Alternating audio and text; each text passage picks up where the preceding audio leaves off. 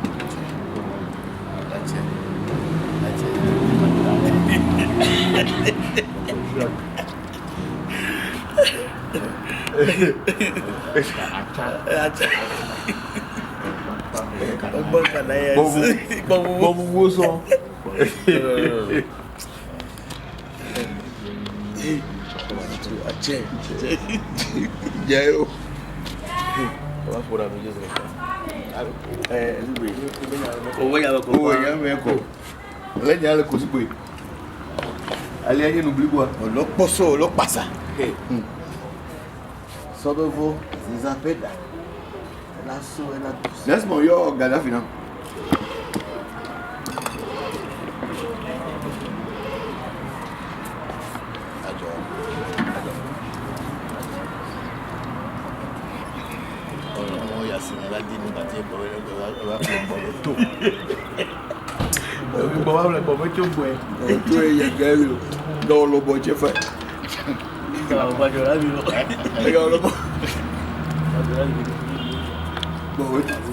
I'm only looking.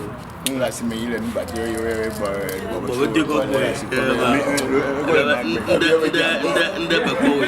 Le col magbe. Sure. Bon tu es manu.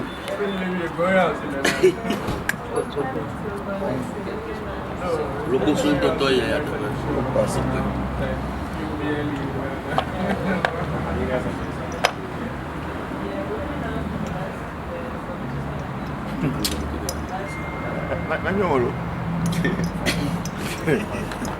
Alors, nous avons dit à la place. Bon, nous avons dit au ciel. Ah, ben, bon, ça va, il est comique. Bon, attends, tout le monde parle de moi. Hein? Regarde,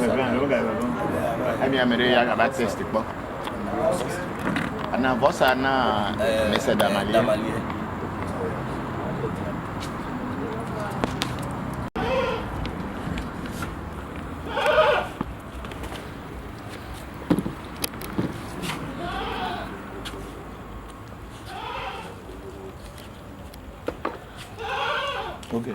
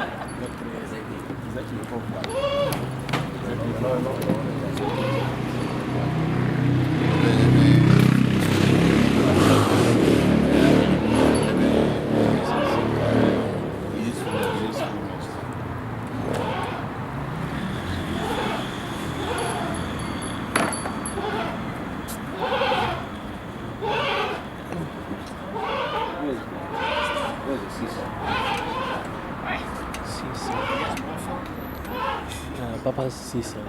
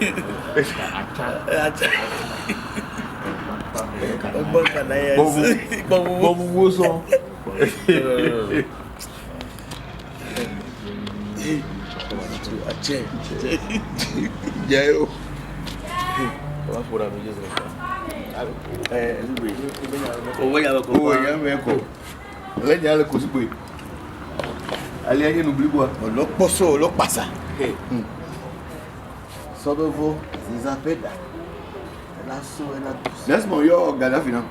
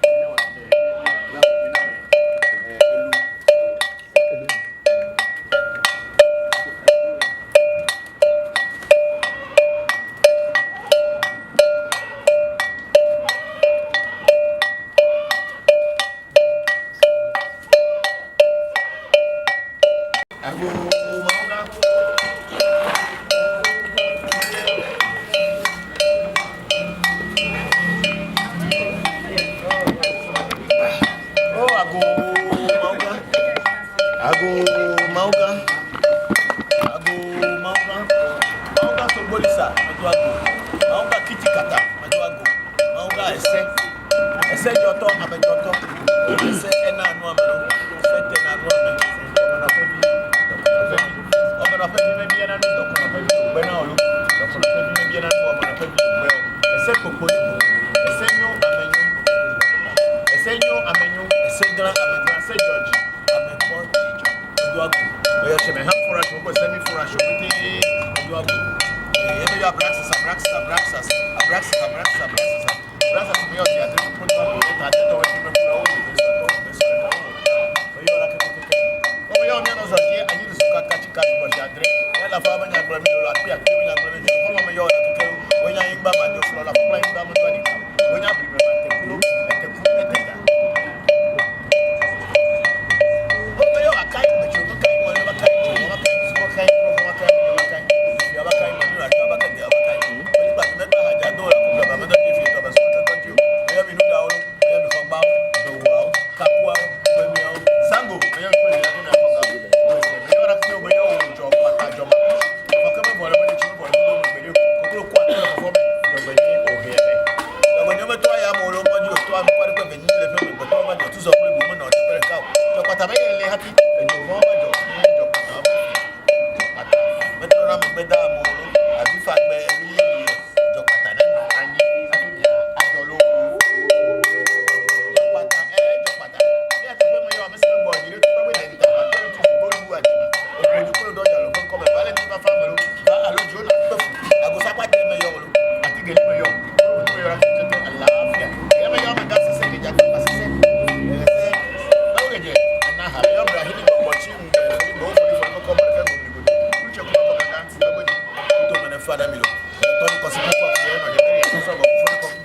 Ta si nya mu si fu si jam ko so ba ko ma ma nya ko ni ba ko nya ko fi. Ba ko nya ku ya mi sa. To me na fa da mi. Ma ma nya do re pe ba to me na fa da mi. O ya fa ni se ya wa pu ya ka na pu ya ko ya se ko ni ya ba ya pu ya ku. E me yo ya so ro ko ti ti ka si ya ka ta me sa. To me na fa da mi. E me yo no ti ba ko ti to ko ti me yo ra ko kiri kiri ha sa ko ni ya ko ra su ba ko na. Egbe mi le na su.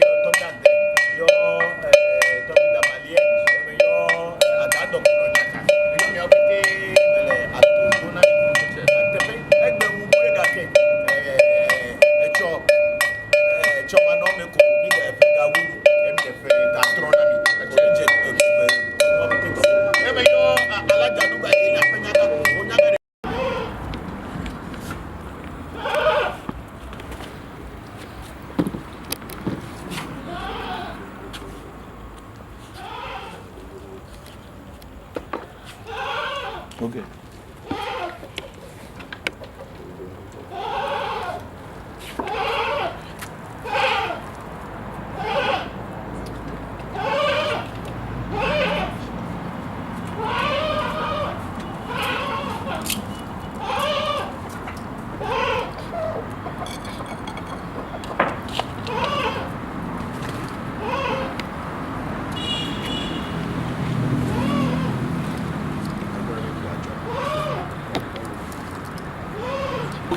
one is the first one? Who doesn't make wife? This year, this year. This is my own dollar. Dollar is $2. You put dollar there. Yes, the dollar I found those days. Hey. You want dollar to come? Hey, let's say we are not joking. Hey. Dollar might be flowing like water. African man. Hey. Doing accessories.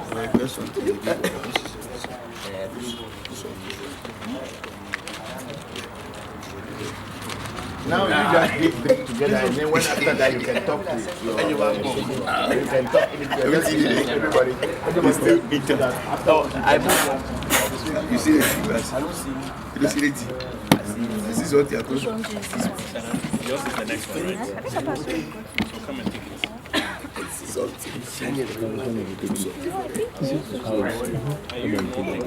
all you used to ask is the one you brought. Come to use it.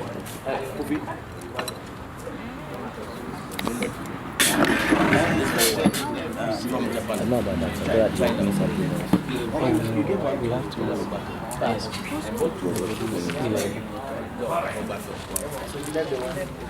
Pay me order. Pedal.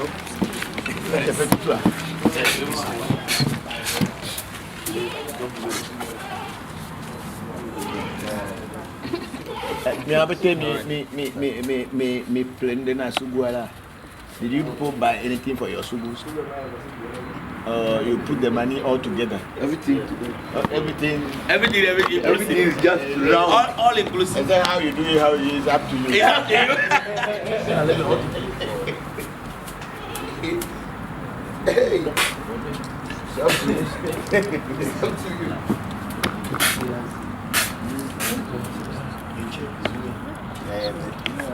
What will happen is that we cannot do one ram for each one. So the ram that will give me the ram money is already the money you give me, right? So I'll tell them we bought a ram for them, right?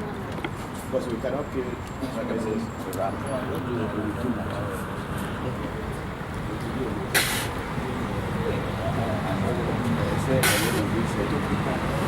Hey, it's really. You also did it. That's a problem.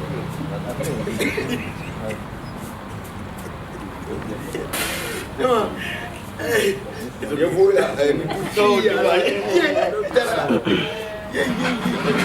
It is. Yes, you are in the spirit. You feel around for pay me flags for now. Yeah, but you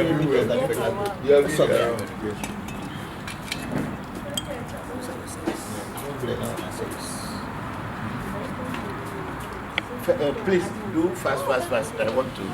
I'm so tired.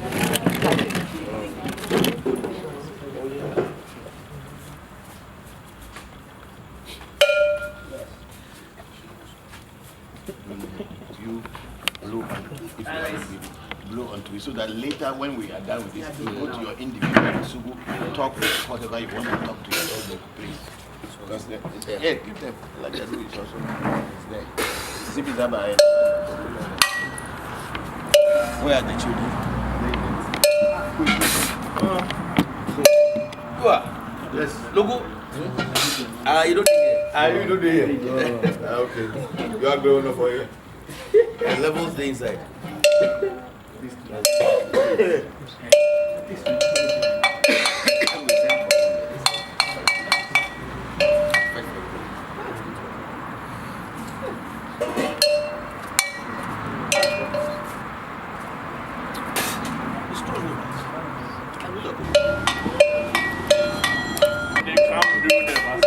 Which one is the first one? It says ability. Oh, locally, na poga na bude. Locally. Oh, I mean, pampa. Oh, pampa melo. I'm a chihuahua. Eh, poga na bude.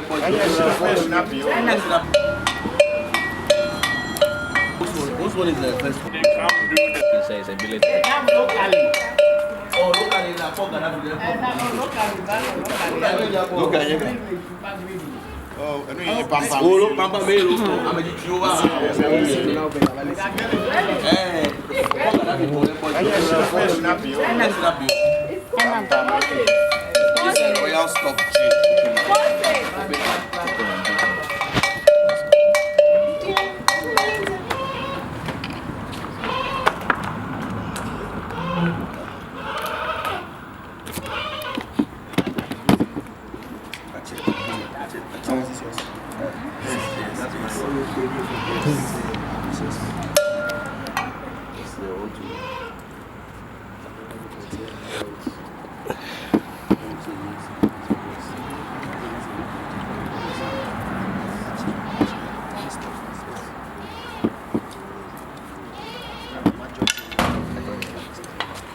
We do a job.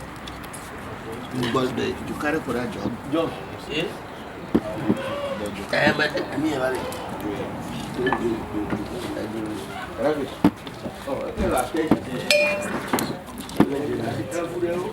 I was so couldn't get on your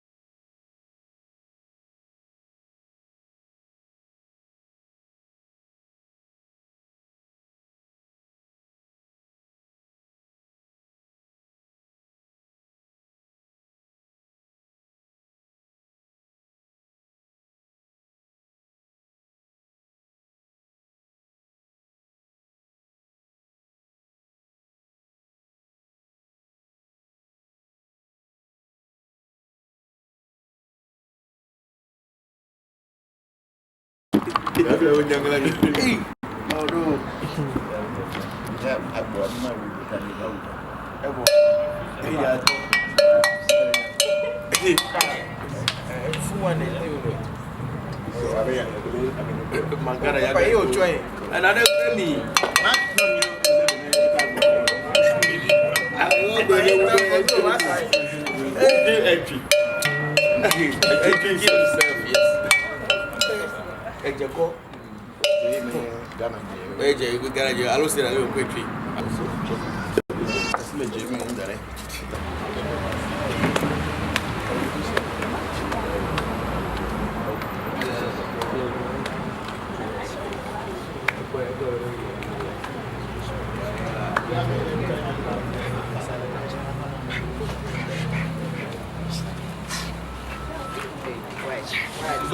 Resort.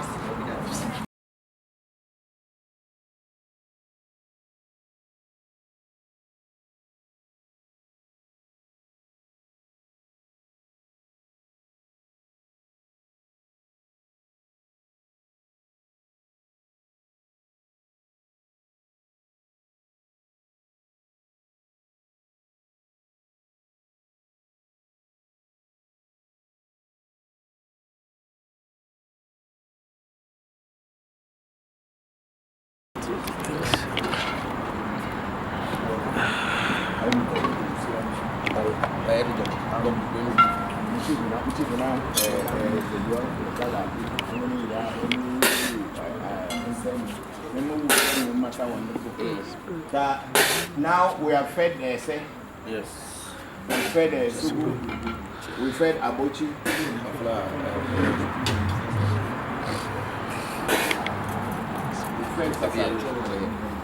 fed now people can keep the SS food.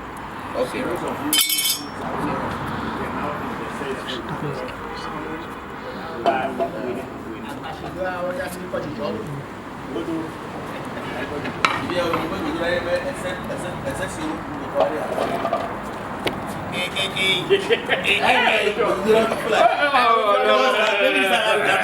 Always stay inside.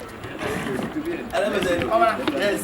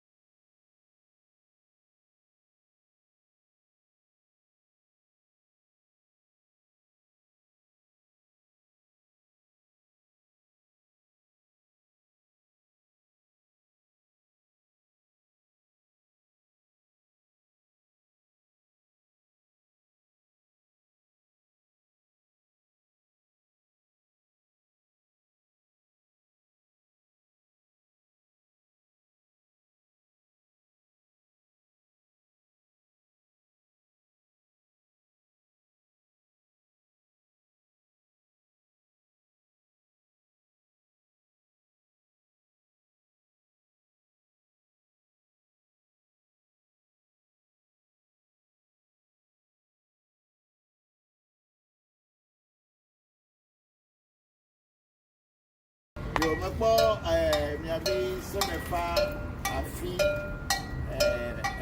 Mary, Agoku, Voncujovi, Ebe, Iyom, Abe, Iyo Mama Mary, Apostle Agoku, Keveno, Jachipapa, now, Keke. Iyo Itobe, Albert Kosi, Poku, Akubia, and a Jachipapa. Iyo Itobe, Habada. Iyo Itobe, Vincent, Kumaruni, Jachipapa. Now, il est school de Viana Mono Gunailo, at the Mono, I'm a second. Bokor, Ami, Yayara Tamako,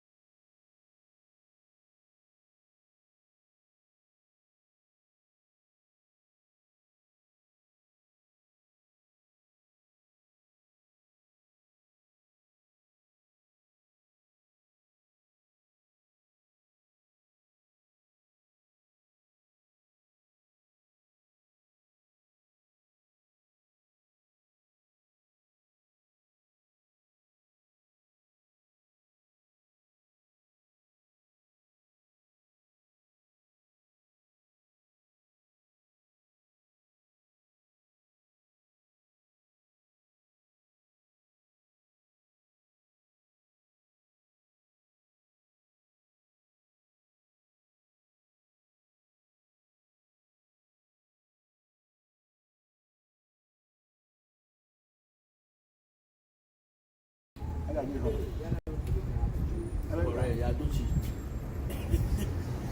yabe ati nu hali lo to gbe nya ho.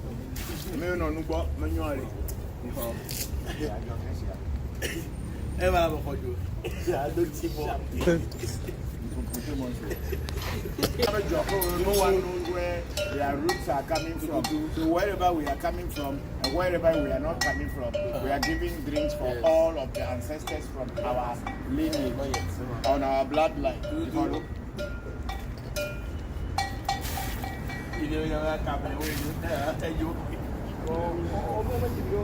Oh, kaki unyu.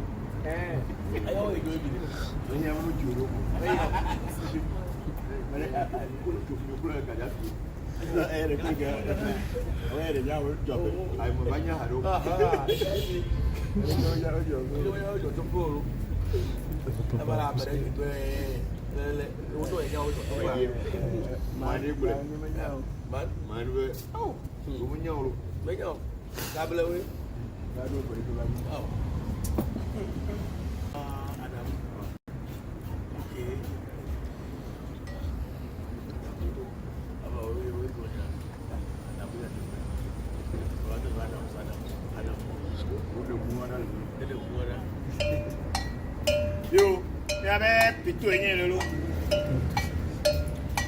Ni ho. Emi anu, na ni ha pedo ran se ame yo no nugo nugo nyori. Ko mi atola jera lo. Kable halato ni tu. Adamu to wi. Adamu wa yi ori mo ya. Ko wo so ngo le. Tutu. Adamu. Yo, ya be epito. Novi oyo brukutu, sukutu, solom, kableha. African beer number 2. Yes. Number 2. Well, we don't know where we're going to. We can tell you the one you take with you. Maybe your grandfather thinks you're not. Yes. So, Rolly really know that you were from the north. Now he was chasing Kwame Ado because Kwame Ado was very rich at the time of the revolution, and he was a former police officer.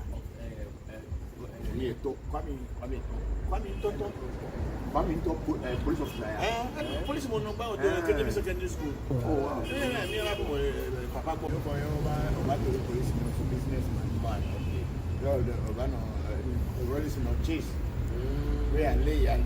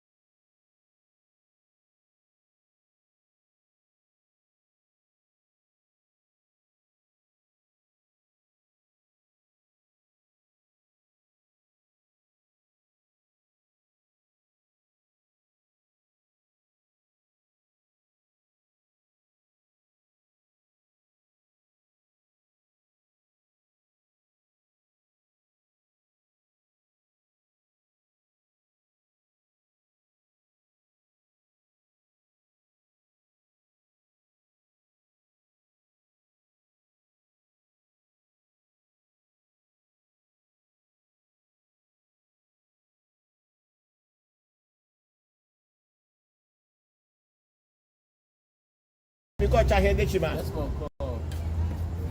Chahe Oma Ishimoa. You call Dechima because you can hear the Jimmy. Come on, baby, gentlemen. That's the one problem. Okay. Go far.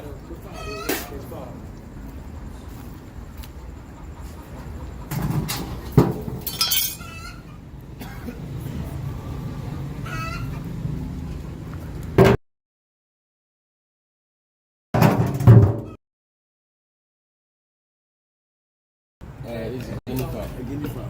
So you can eat. I don't eat guinea fowl, that's why I kill it. Yeah. Me the cover back by you. Hey, medo. The cover back by. Hey.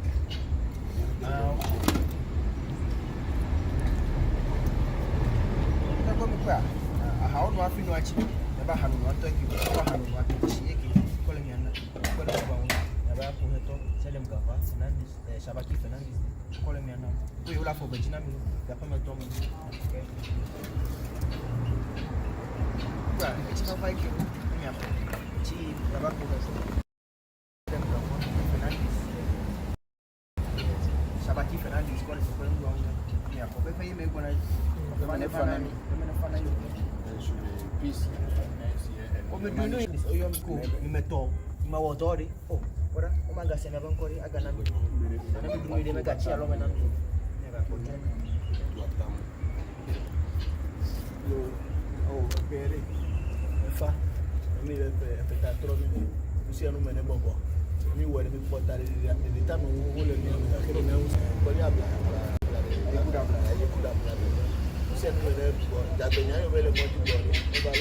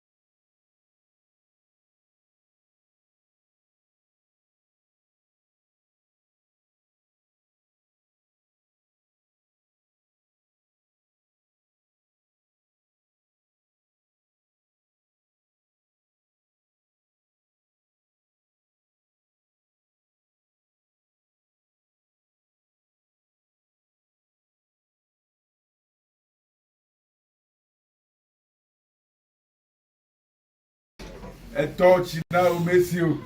And now she now miss you. I'm a quick way.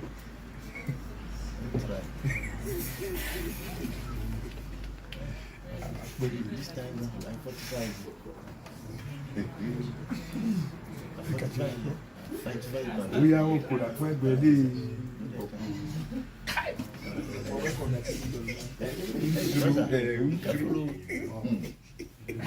Oh, I go manga. Manga, somebody said, Manga, kitty cat, I'm a dog. Manga, say, a dog. I said, your top, I said, no, I'm a set and I'm going to pay you. I'm going to pay you again. I'm going to pay you. But now,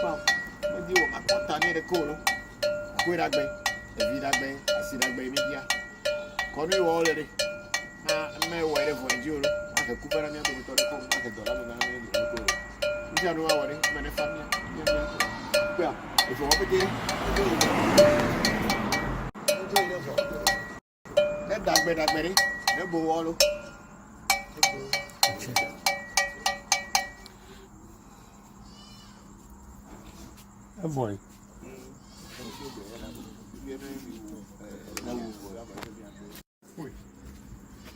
But you know, you come like that. You tell me about that. Hey, that's right.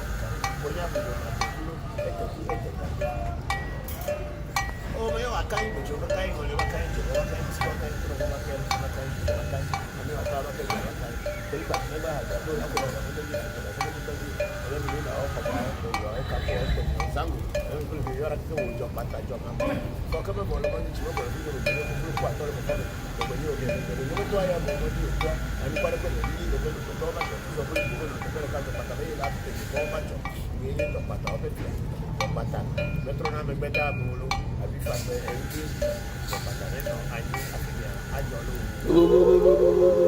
pata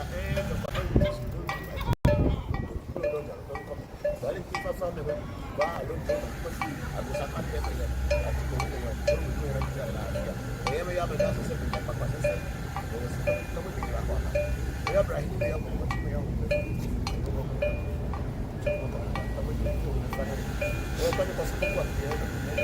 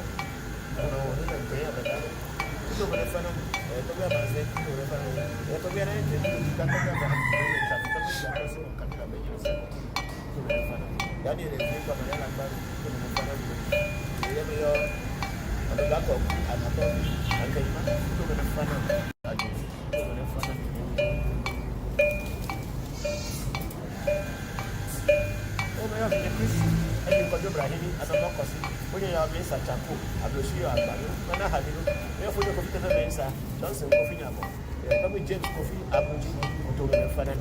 We are the Ama Boku Abuja, Pamasi, Hanoka, Pulato, and I have Yabuja Mensa, the mayor was a the because to the Fanan.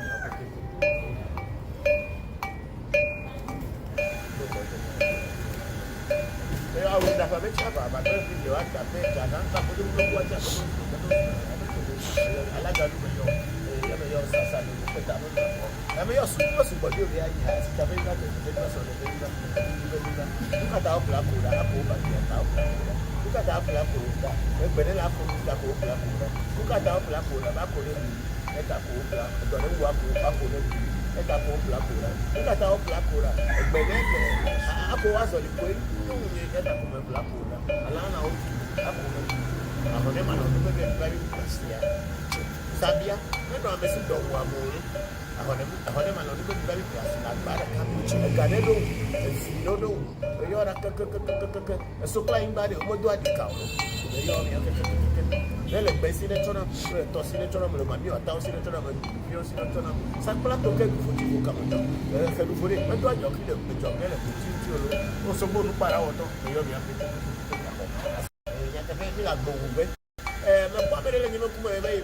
Michelle. My big she has my new okay, Michelle, Abona, can hand for us tonight. The Bedu Katame. Near the Pele, Coco Pele, a plateau, Sena, a plateau, now you Plato, John, a Plato, Bokor, and you talk for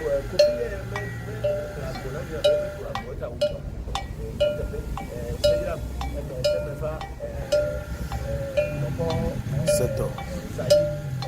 Boka, Beka, and up. Premium Pete, Bokor, and Luku. Seto. Bokor Seto. Bokor, Bokor Chair, Bokor, Tony, Bokor,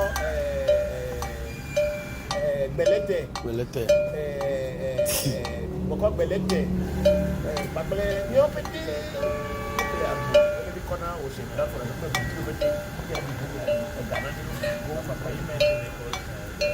Michelle, a plateau, I'm going to play the ram.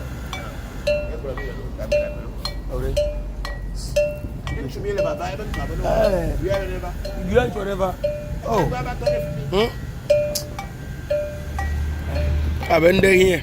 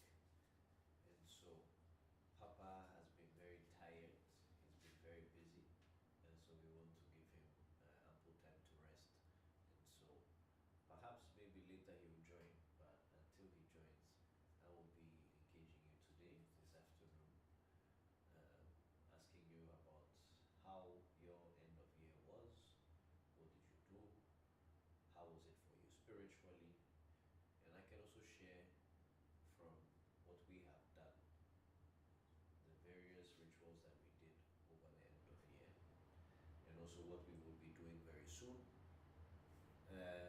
By the end of today, for beginning of year rituals, and also some of the deals that we have for beginning of year divination or spiritual consultation sessions at a discounted price.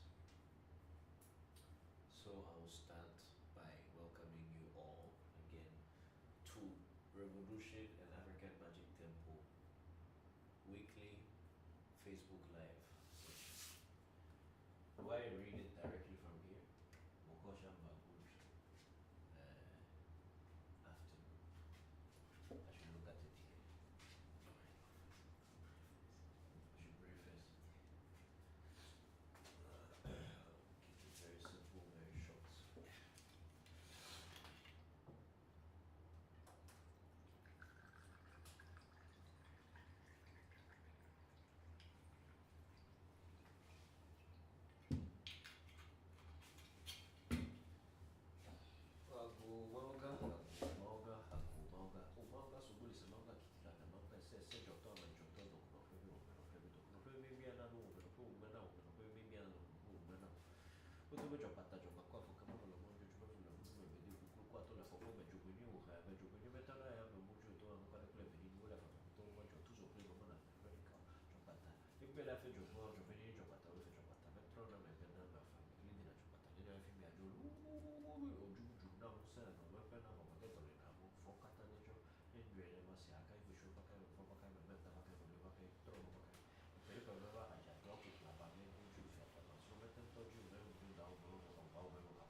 Zango! Naomi. Wafana kuna famu machezo. Kwa hiyo meji kumeji wali meji rosumeji wa meji na meji kwa meji kuna meji sameji kama chukua meji tula meji chemeji fu meji chetula kile wewe kime da toba ndo una toba de nyande. Toba kumba toba na tupe la kuibu azapa azambi. Mami bloso bloso me bakuru majangi tuvu china hape tukutuvu ba. Ububu ya so I got that in the car, okay? I'm going to the car. African Magic Temple for Bukiti, Naomi, who's in China and Japan. I'm giving you a drink so that we have a successful life. Praying for long life, health, prosperity, and good things for everybody who will be joining us here for this live session, whether they be in Ghana or all over the world.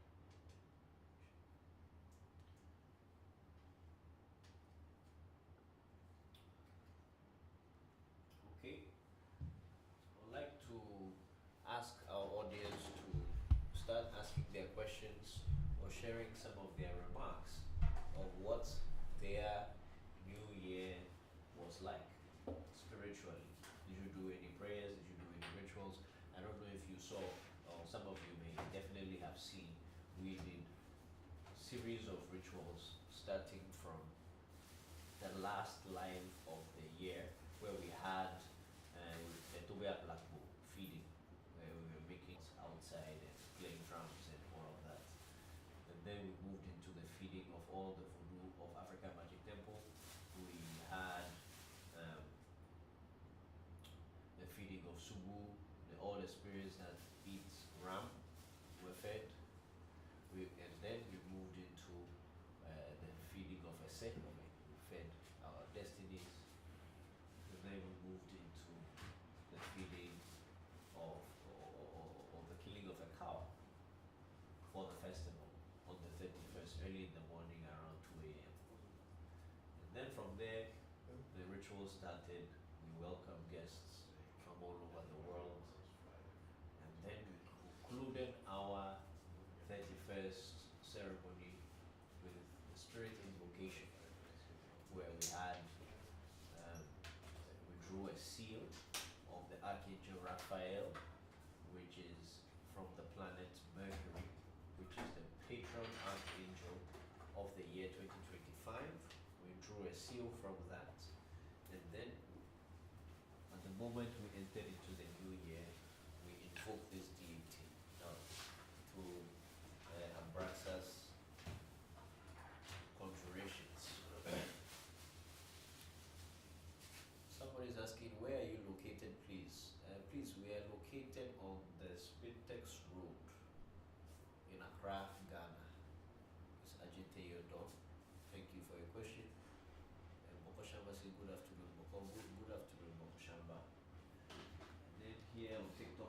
few people, but people have not yet asked any questions. If you have any questions, please go ahead. Go to YouTube. YouTube? Okay. Oh, good morning, greetings and good day, Papa. Bokor Edulendo. I hope 2025 has started off well for African Magic Temple for everyone. This is Toby Jimbeza says Soka. Thank you, Toby Jimbeza. Thank you very much. Papa is resting at the moment. He's well, but he's resting. So I'm taking over for now. I have a little bit of a cold, but I'm well. I hope you're well too. I'm wishing you the best in 2025 as well. We're all well at African Magic Temple. Public Relations says, Papa, your volume is very low. Really? So I think it's been increased a little bit. Good morning from Las Vegas. Thank you very much for joining us from Vegas. Good morning to you. It's good evening in Ghana time here. And Happy New Year to you too as well.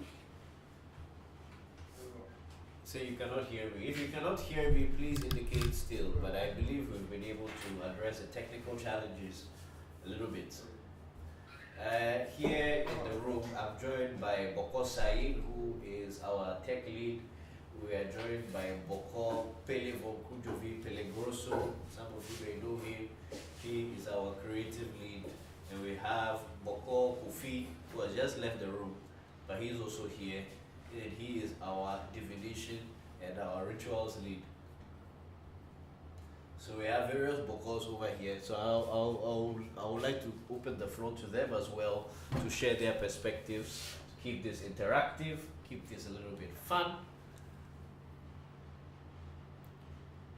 The sound is not top, but we can hear. Thank you very much, Yeremia Hani, for telling. I'll try and speak louder. Is the mic on? Yes, the mic is on. The mic is on. Yeah. It's not facing you. It's facing me. Thank you.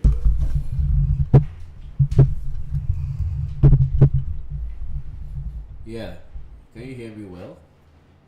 Yeah, but it sounds like it's far small. Let the mic face you. Hello, hello, hello.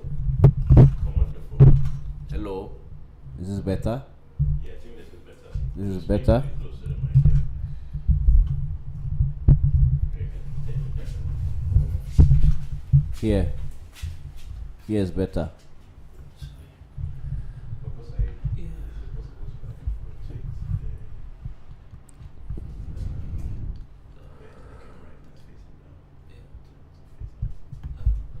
I think they should be fine.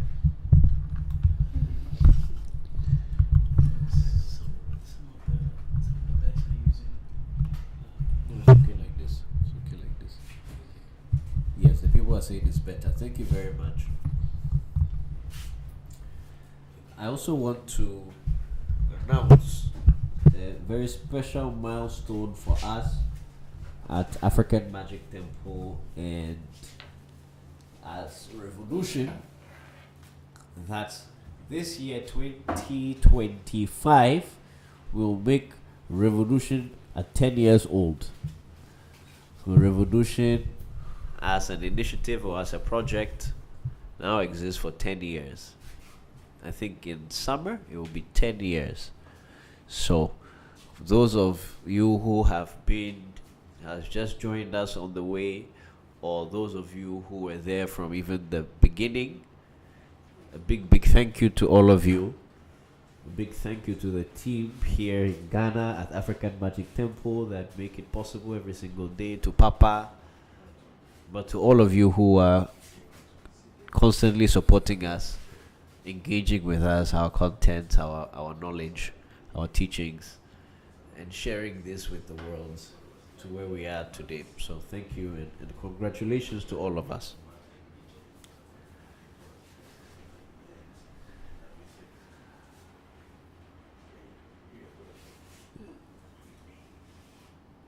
Are there any questions, please? Any reflections?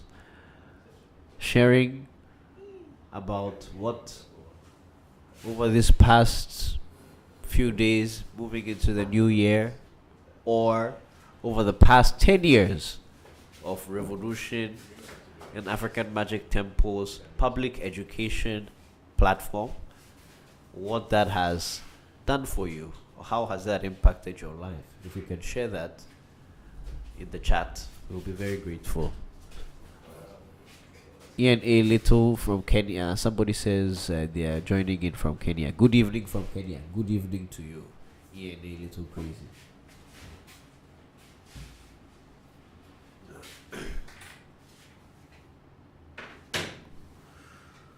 I think everybody is still in the Christmas New Year mood, so they are quiet. They are now thinking about how they are going to go back to their jobs and to their usual life. So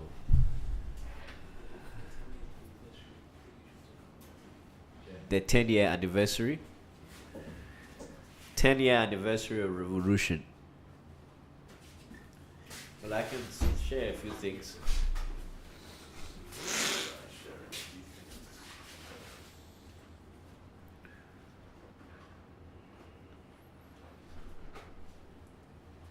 Thank you very much. Bokor Voncujovi.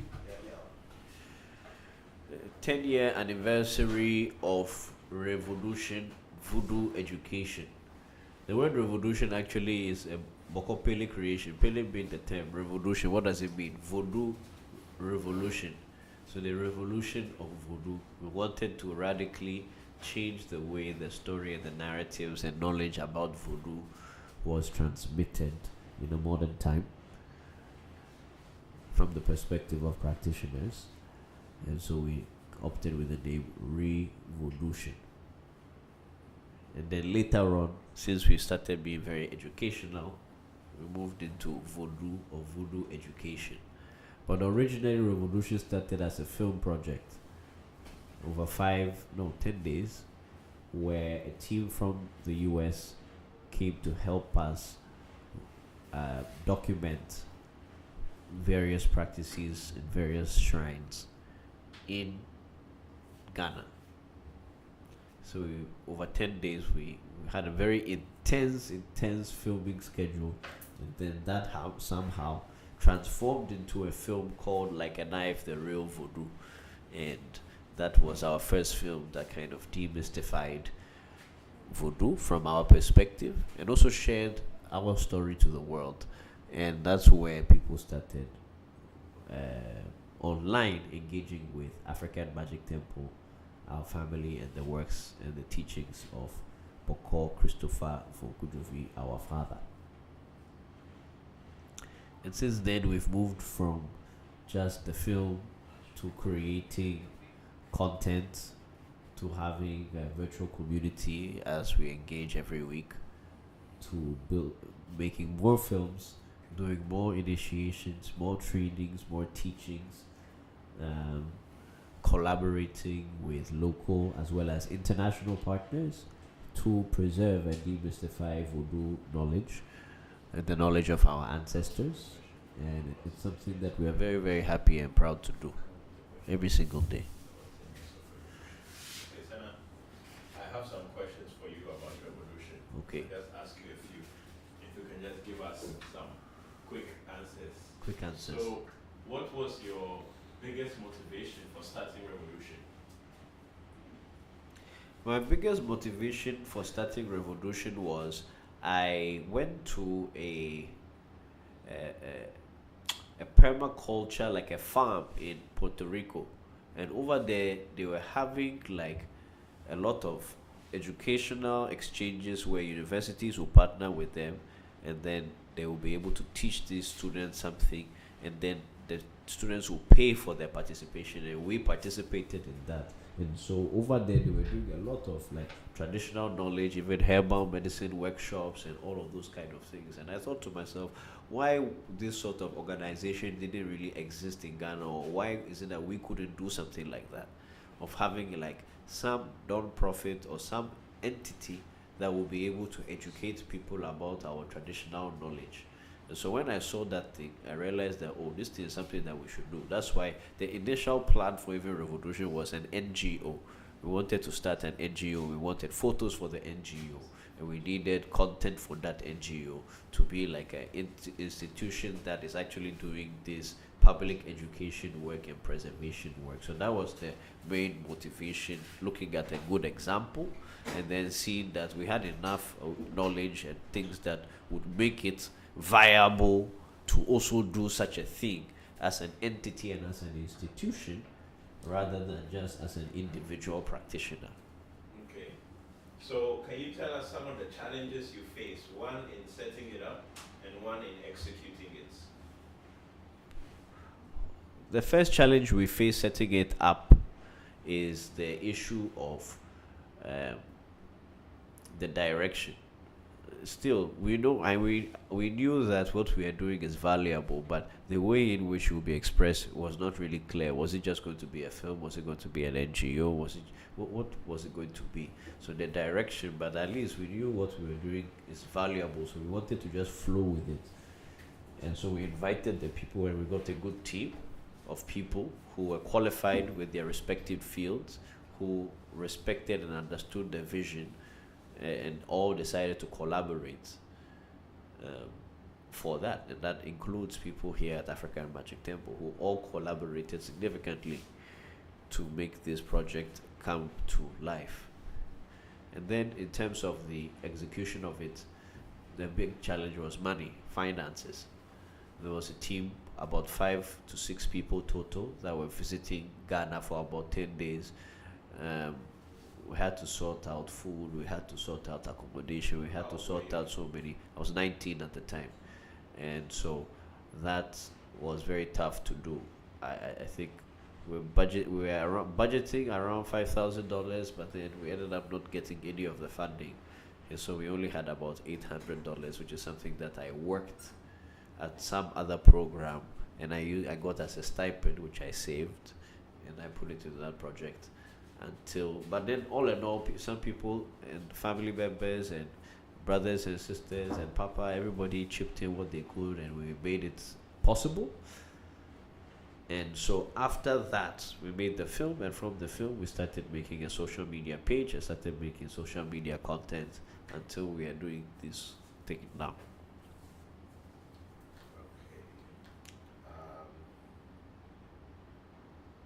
What is one thing you have learned over the past 10 years through this work? I've learned many things, but I think one thing that I can say I've learned is the importance of storytelling. Like sometimes when you are in a crowded marketplace or in a populated world as we are in, sometimes you feel like your story doesn't matter, or your story doesn't really make even a difference, as like a drop of water in an ocean. But with effective storytelling, that is not the case, and you will be able to amplify your voice as well as amplify the voices of the communities that you wish to serve. And so I think the power and the impact of storytelling, and more so in this time, the impact of digital storytelling, is something that ReVodution truly has taught me. And its power to transcend borders, linguistic barriers, cultures. Digital storytelling is something that I truly believe is something that will help our tradition survive in the 21st century in a way that previously was not done before. Was not possible. Can you tell us about kind of how ReVodution helps to connect the diaspora to Africa? Well, that's a good. How does ReVodution help connect the diaspora to Africa? I'll pose this question to even some of our audience that are watching.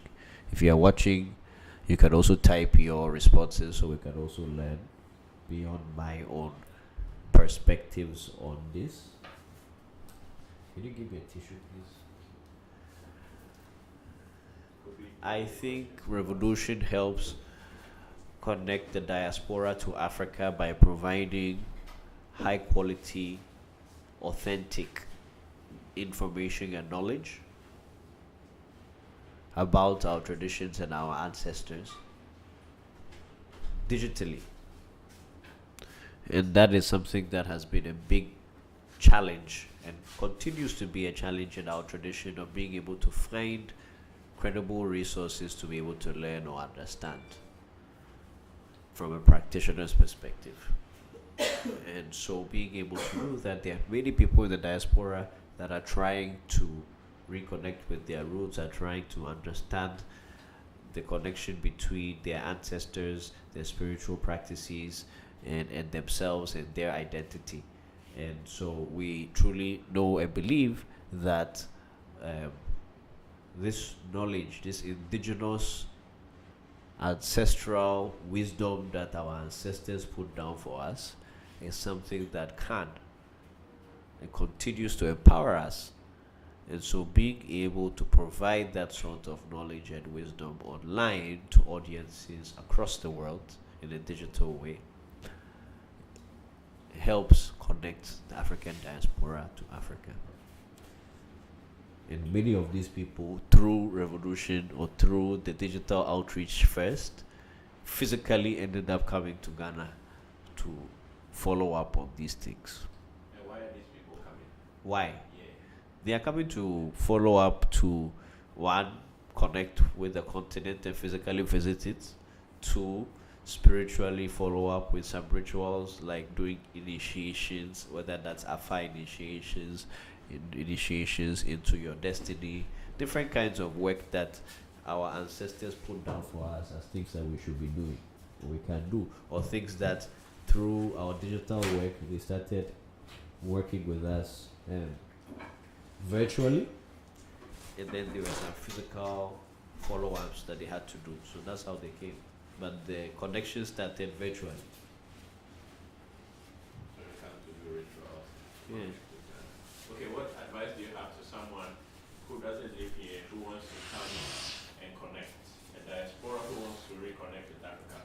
What are some general, say, 3 tips or advice you give to someone who wants to reconnect with Africa? 3 steps 3 tips. to reconnect with Africa if you're a diaspora. 3 steps to reconnect. 3 tips to reconnect with the continent spiritually as a diaspora.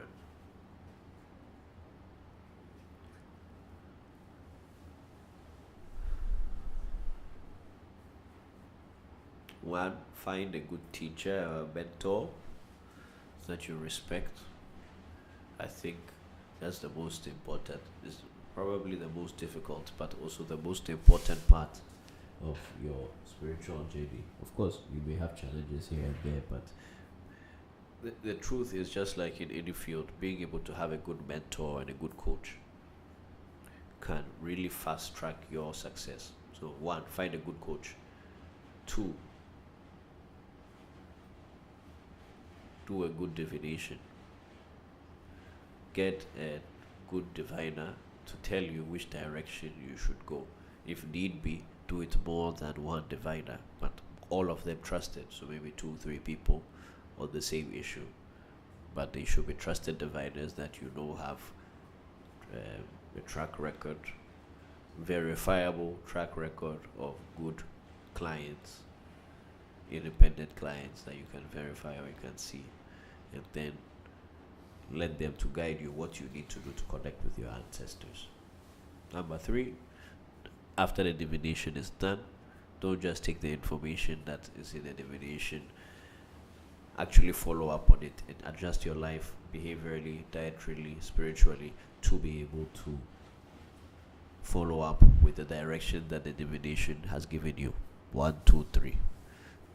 It's a purple pleasantry says, I am Ewe but grew up in the United States. I felt my ancestors calling me but had no one around. And unfortunately, that's what also happens. If you are not at home or you are not, sometimes you can even be at home, but if you are not surrounded by people who understand what is going on, you can be feeling isolated. Purple pleasantly says, to educate me about what I was experiencing, you guys helped me learn about my culture and identity. Thank you very much for that testimonial. Are there any ones on this TikTok? This one too is TikTok? Yes. They are the same. Yeah, but Okay. Okay, what about YouTube and Facebook? And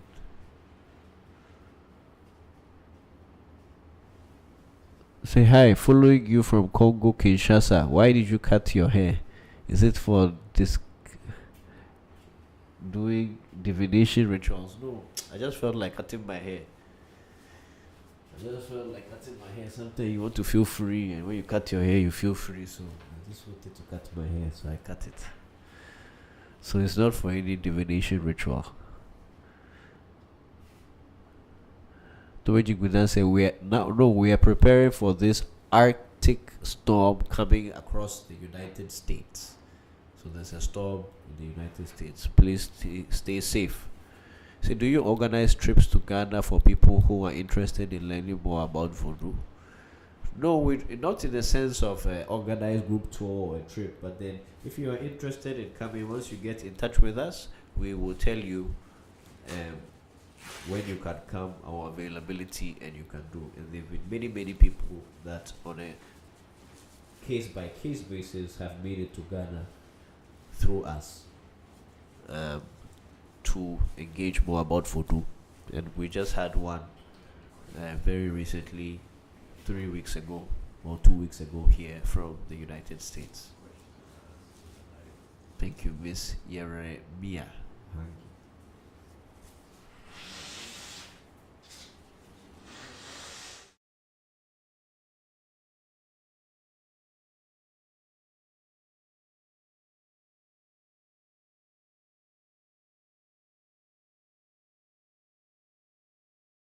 To open the floor to the Bokors over here. These Bokors sitting at the back here, they are really the engines of this thing we are doing, because they really help us to do the work that we do, and they help Papa and support Papa to do the work that he's doing every day. And so I also asked them the opportunity to contribute and join in the conversation. Bokor Said, do you have any questions about ReVodution? Bokor Semefa, Bokor Kofi, Bokor Pelegroso.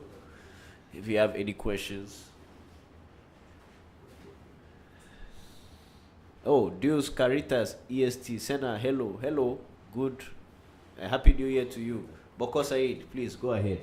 But when you speak loud so they can hear you a little bit, but I'll also repeat it here.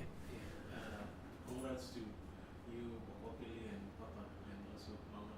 10 years is not small. 10 years is not small. That's a decade.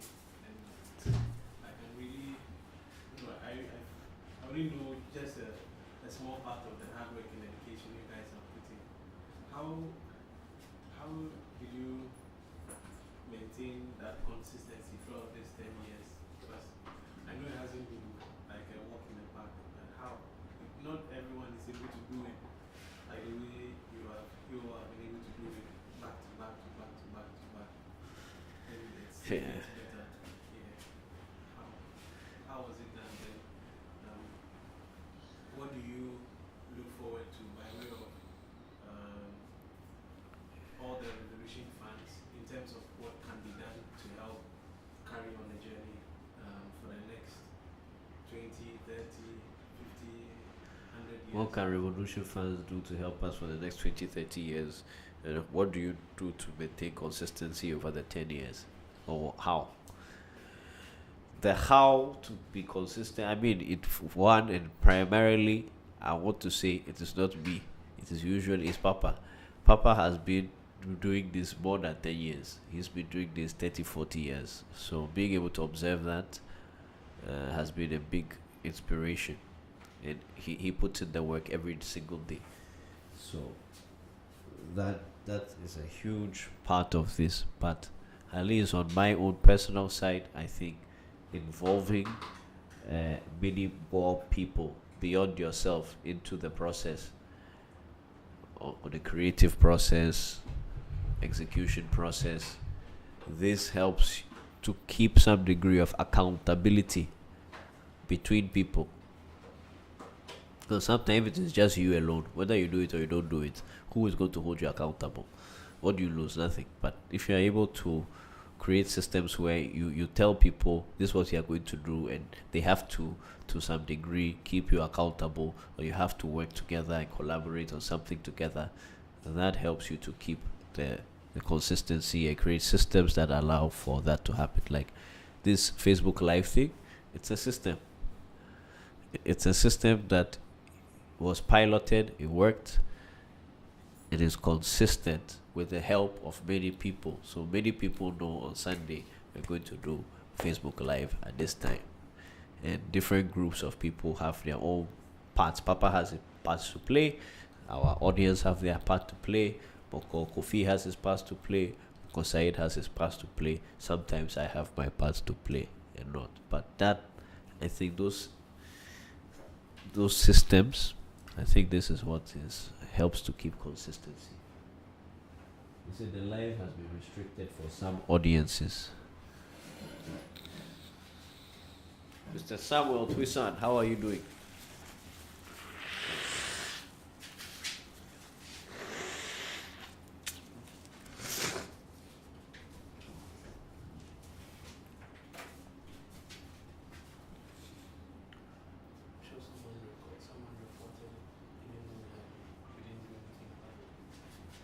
Oh, is it the alcohol? To be fitter like this, you have to be paying us.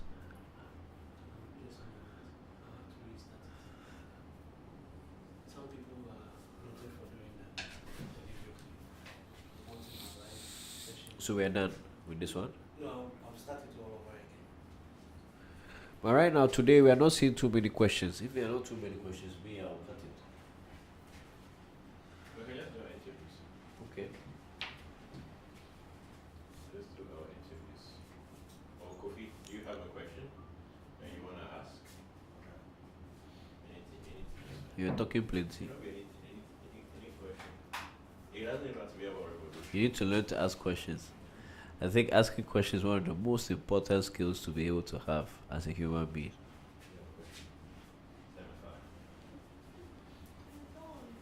Any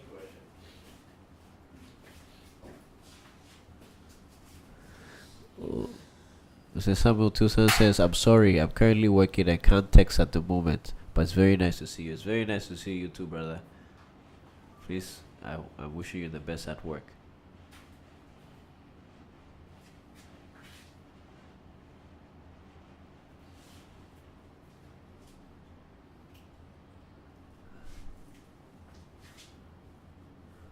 Those questions were making the other day. Okay, can you give us an overall timeline? Can you give us an overall?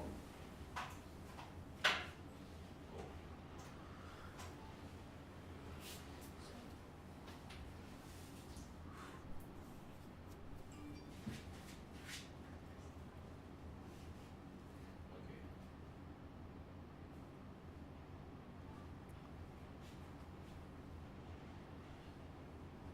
Are you ready, Tana?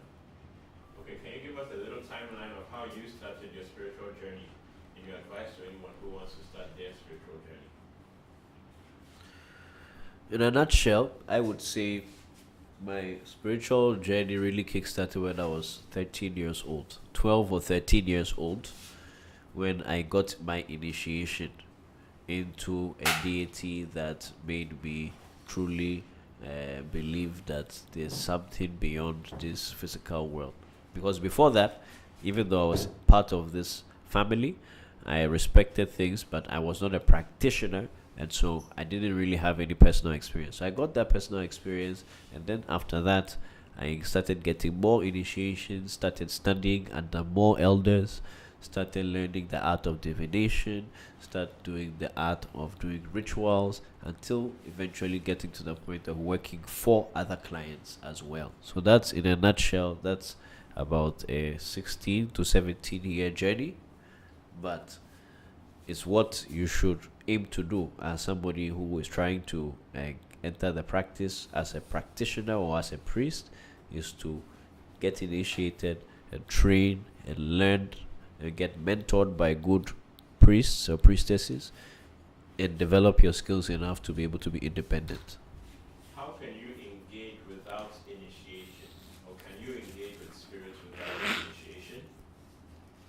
You can engage with spirits without initiation, but it will require you to work through somebody who is initiated.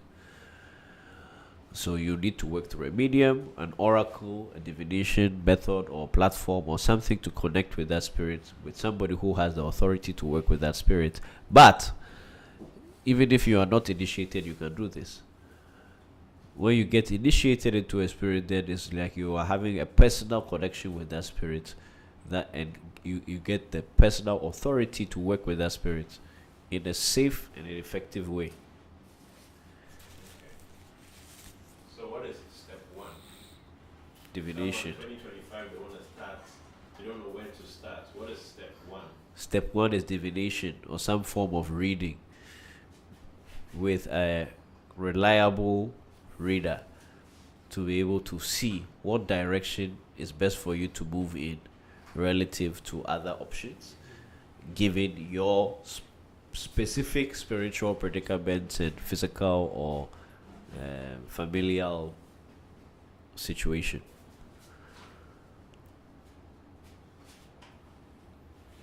Can you tell us in like 2 sentences what is Alpha divination? Alpha divination is the act of using the oracle of Afa to do divination for a personal or communal problem, to understand and get dietary, behavioral, social, spiritual guidelines to solve that problem.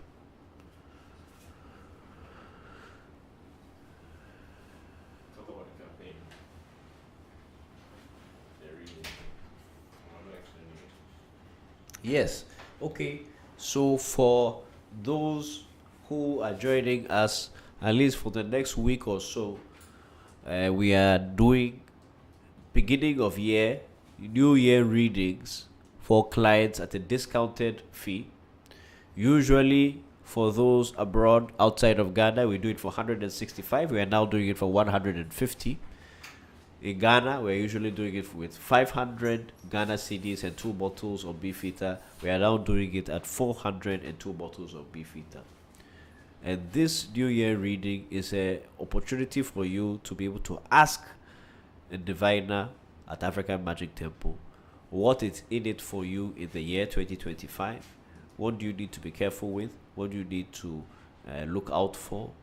What can you do so that the year will be good for you? So that the year you will not have, even if there may be risks and challenges, you will be able to actually overcome them.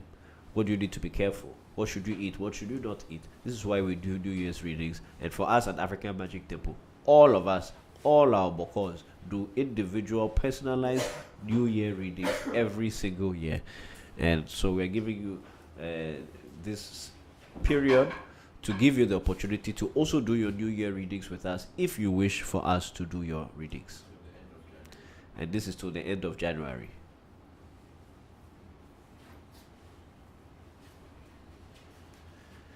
To the end of January. So if you have any questions with regards to that, please let me know. If we don't have questions, I will be closing this in the next 10 minutes or so. So I will look into the other groups.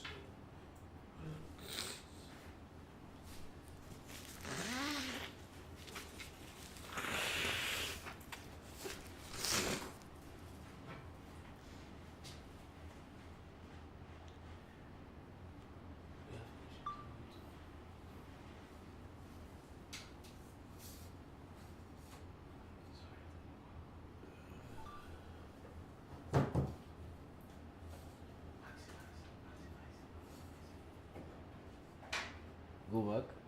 I want to read the testimonials. You say, Jeremiah says, 10 years ago, I was still a church goer. You guys must be praised for your work. 10 years. Thank you, Jeremiah. Since you are a half Japanese, what similarities have you noted between Japanese and, I think, Voodoo? There are many similarities. One is the similarities between Ewe Vodu and Japanese spirituality is one, reverence for ancestors. Both traditions respect ancestors. Two, Utilization of divination. So both in Japan it's called uranai. Here in Ghana, for example, we can call it afakaka, or doing divination to be able to see what you should do. Number 3, the use of protective talismans.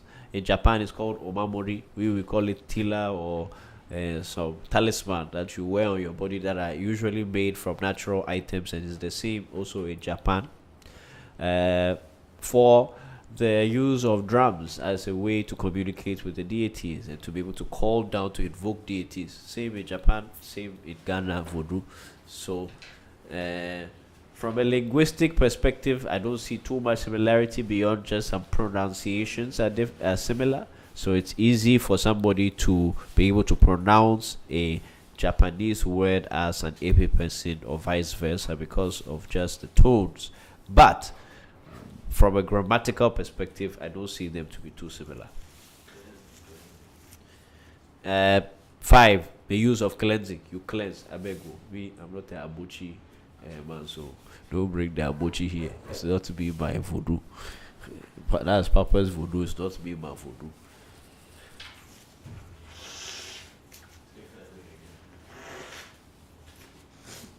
Listen, we day here. If the abuchi catch Said right now, me, I don't have any control, any command over it for it to be listening to me. That's the truth. I don't have any command over it. It's a powerful spirit. It's not my spirit. 5th similarity, cleansing. The use of herbs, water, to cleanse before one enters a shrine or to undergo sacred ritual. This is both the same in Voodoo, where even before you enter into a shrine, you have to cleanse and bath. And in Shinto shrines and temples, you have to do the same thing. Okay, Obi?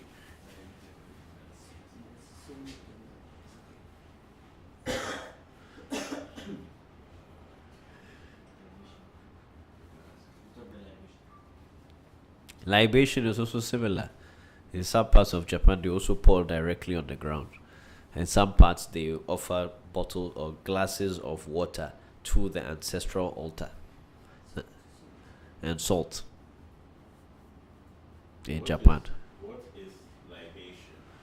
Libation is the act of using drink, usually clear drink or alcoholic beverage or water, to pour on the ground or a bowl of sand to offer as prayers to your spirits or ancestors.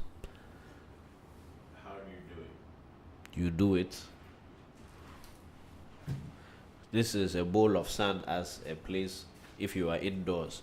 Some of us are not in Ghana or in areas where we can find nature easily. So you can do a libation simply like this by having a bowl of sand and then being able to now start by calling their divinities or God or whoever you may be or you may want to call. You mention their name specifically. You use your right hand and you offer a prayer a little bit and say what you want. Usual things to ask when you offer a libation is protection against death, sickness, poverty, bad luck, jealousy, promise and fail. All these negative things that human beings have in their life that bring them progress back. And then asking for health, prosperity, work, success, relationship, stability, and things like this. So when you cover these things, usually you can cover all this. You mention your name, you ask what it is that you want, how you want it to be. And then you offer your libations. If you want to include your ancestors, you can switch it to your left hand, mention the name of your ancestors, pray. And then at the end of the day, close by saying Hombese or Ache.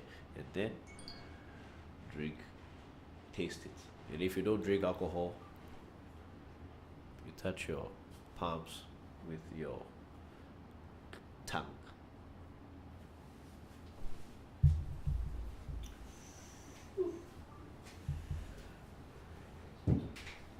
Can we look one more time to see what the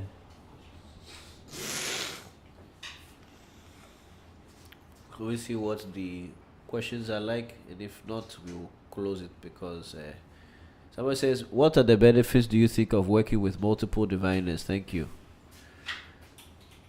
Okay, it's a good question.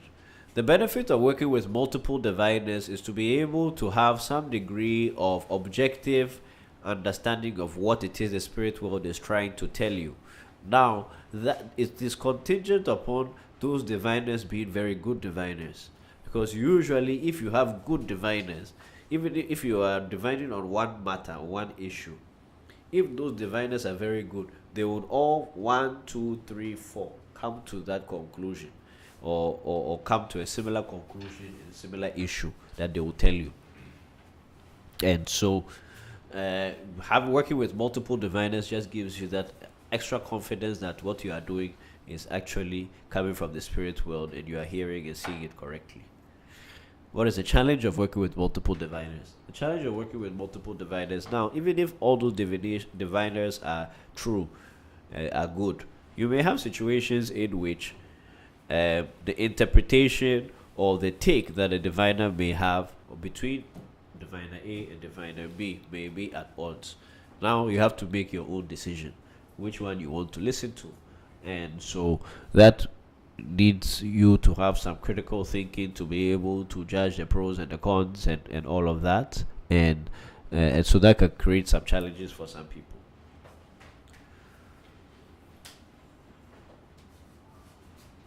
Can you tell us about scam in this industry and how Scam.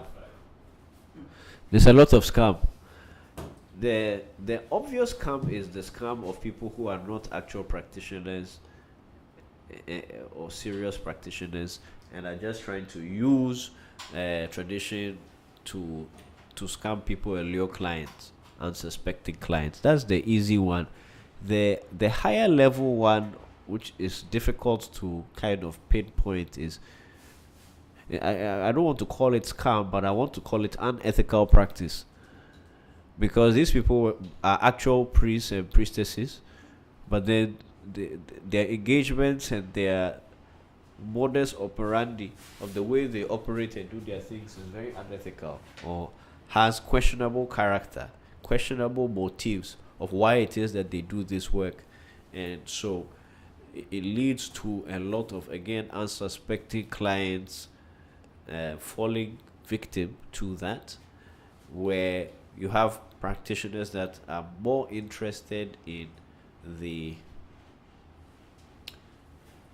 just doing it as a business and as a financial gain, not actually doing it as a healer or trying to help somebody, and not really invested in the after effect of the work. They're interested only mostly in doing the work and showing that you've done the work and receiving payment for that work, but not necessarily did it work for the person, or what can you do to actually make it work for the person. So that sort of thing is challenging, because it's not a scam, but it's something that leads to a lot of erosion of trust and a lot of reputational damage to our traditions as a whole.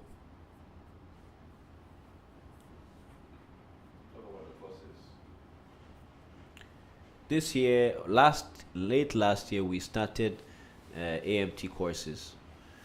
We did our first cohort of online cowrie divination, which was very successful. We had between, I think, 6 students from around the world that came to do a private class on divination. Next year, we will be rolling out this class again. For those interested, please reach out to Papa. And also be rolling out a far divination course for private students as well. Papa is just now here. He can also share and talk about this, but I think he has been able to get some rest now, and so I will be shortly giving him the floor to share and tell us his own reflections of these past few days. He's been very busy. We've all been very busy, but he can also share with you many of his reflections and his activities. Me, I'll get that. Thank you very much for joining me. It was very nice. Thank you for all your questions. I was telling that over this year, ReVodution is 10 years old.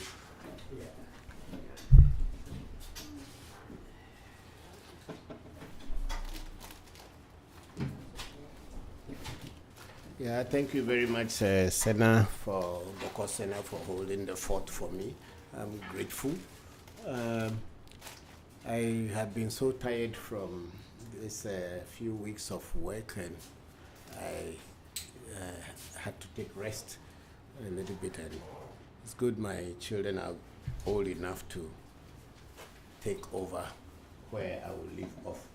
Thank you all very much for being here, and happy New Year to all of you. I wish you a very successful year in everything that you are doing. Thank you for having patience to wait for us. It's been 3 weeks since we last came on directly live, and today we can do that. We can continue from where we left off. So let me see what the Senna had already poured libation, right? Yes.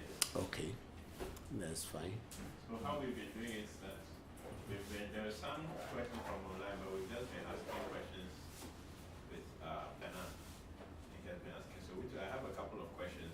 I can also ask those. Okay.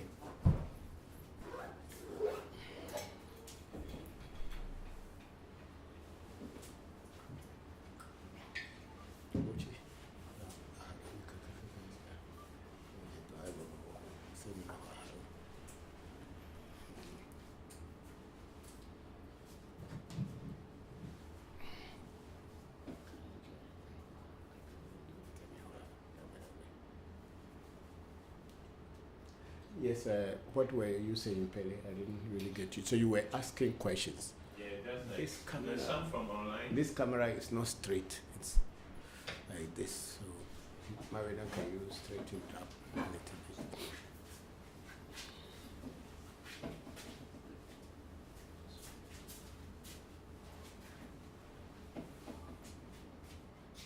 How come my camera cannot do like Because it's too heavy. Okay, much better. Okay, can you push I can't see the questions very well, so. yeah, so it really affects my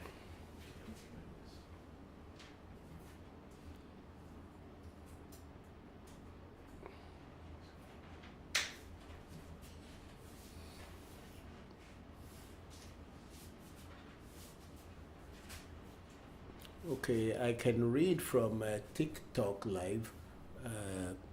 We have a question from the Queen herself. Say, what's that on the plate? What plate was that? This is if this is the first time you are joining our classes, then you may not know what it is, but it's just sand or earth, as people call it. Americans call it dirt. It's sand we put inside so that we can, when we pour libation, it will not spill on the materials and the cloth that we are using or on the table. That's what it is. It is F. It's not anything else.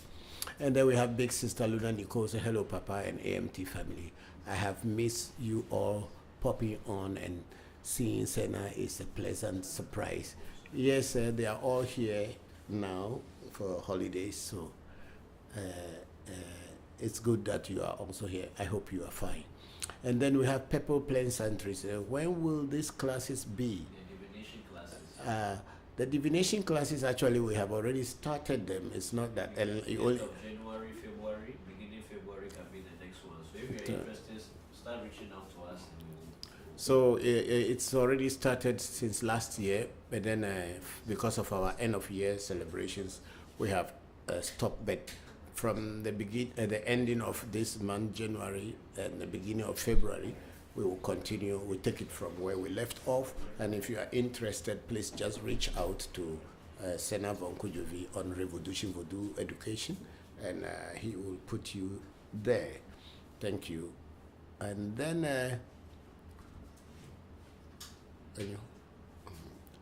we have is that all? Sorry. Then we have Ella. Say, teach us good luck. I don't know how people teach people good luck. There's nothing like somebody teaching you good luck. A good luck can only come to you if you know how to live your life. There's no one going to teach you how good luck is. We are not that kind of roadside priests who will see you and tell you that hey, you are going to become rich tomorrow. We are not that kind of priest. If you want to find out what you will do in your life to get your life on course and make your life straight for you, consult and you will find out from the spirit world. So please, there's nothing like teaching you good luck. I'm sorry, but that's the truth. And then we have a DJ for real. So good evening, DJ for real. Thank you very much for being here, and I thank all of you. Yeah, if you have your questions and comments, please just bring them up and we'll see. Now, I have a question. Yes, Pele. This is about scam. Just going off that topic. How can beginners in this industry, people who are trying to get into the practice, how can they identify scam? So, what do you mean by beginners? Nobody is a beginner. These people just pretend not to accept what their tradition is. So it's not like they are beginners. Each and every one of us, we have an idea of our tradition. But because we just choose to follow what the popular group or the majority is following, that's why people ignore and pretend not to know. But when you want to say people who want to come back on this path, if those are the people you are calling beginners, how can they identify who is a scammer? Sometimes it's very difficult to identify who is a scammer until you deal with the person. Then you will know what is a scammer. But anybody who promises you things that you yourself you know are not possible. If you yourself you know this thing is not possible, like someone promising you that I'll make you rich overnight, or when you come I'm going to give you a spirit and the spirit will be bringing money for you. I mean, you should also think spirituality is not a place where nonsense people play. Yeah, but if you don't have sense and you want to play such kind of game, then people can have the opportunity to scam you. And most of all, people who are greedy, most of the times, are the ones who are scammed. Why do I say so? You don't want to work, but you want to buy a Range Rover. You don't want to do certain things, you don't want to follow certain things, but you want to be rich overnight. How? God has not created his world for you to be sleeping and become rich. God created hands, legs, head for you to think, to use your hands to do, and use your legs to go. So if you don't want to use any of this and just think that you just sleep and say from nowhere and money will drop and you start to enjoy, then you are a greedy person. So such people, they always fall prey to scammers, because scammers also use that kind of mentality to capture who is greedy, and then they play on your desperation, and then they take advantage of you. However, there are people who also are actually looking for genuine spirituality, but they don't have, or they don't know where to go to. And scammers also are aware of this, that there are some people with pure heart looking for the truth. So they also can prey on such people. I myself have been a victim of many spiritualists who promised to teach me certain things that I wanted, like the dwarves, to introduce me to the dwarves and all this thing. I had also been a scammer. I've also been scammed. I had also been scammed by scammers. So sometimes innocent people and people with pure heart are also scammed. So you have to deal with the person. Sometimes it's a bitter pill, but you have, after you dealt with the person and you know, you break away. But if your heart is pure and you are looking for the truth, surely one day that will come your way. Also, what's one thing that made you, for example, in the past when you were engaging with some people and then it made you realize that no, this thing is not it's not a good thing. And the reason I want to preface my question by the context of why I'm asking this question. So like for things like money production, you get rich overnight. That's a kind of a greedy person who fall victim for that kind of thing. But in the case where somebody is genuinely interested in African spiritual practice, there are also people who are actual legitimate priests on their own. It's not like they are not spiritualists pretending to be spiritual. They are spiritualists. But maybe they have some unethical behaviors of giving you things that are not real, or just telling you story to extract your resources. And in your case, have you dealt with things like this before? Yeah, that's why I say I myself had been scammed many times, not once. But in my case, I wasn't greedy to get rich quick or get money, but I probably was desperate to get more knowledge and wisdom about natural spirits, which I did not have or I didn't know. And people tried to prove to me that they have that knowledge. I chased them, I paid monies in order for them to teach me the knowledge or the wisdom they have. But at the end, I realized that they are not genuine priests. But on the surface, meeting them for the first time, you would think that they were genuine people. But after dealing with them, you realize that they are not genuine. So anybody who is a very serious and a genuine spiritualist will not toss you around and be telling you stories. They may be expensive, and they will tell you how much they will take to teach you.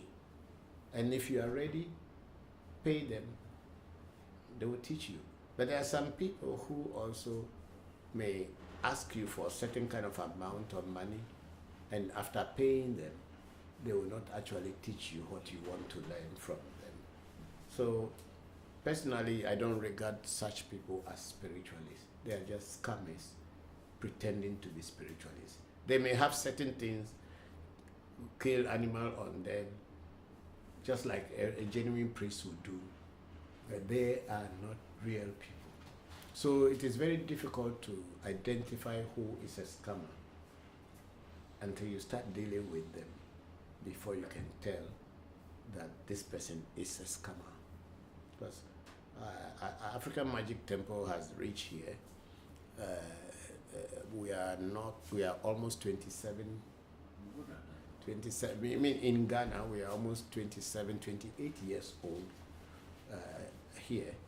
And we had met a lot of priests who tried to prove to us that they knew a lot of things about our tradition, and we were interested in learning from them, but we ended up seeing how they took advantage of us. But then for me, that has also given me a lesson, a knowledge. Even though I fell down, I did not make where I fell as my sleeping place. I woke up, grabbed some sand from there, and used it for my future. Where we have reached now is because we have met such people also along the way. That's why we know what is truth and what are lies.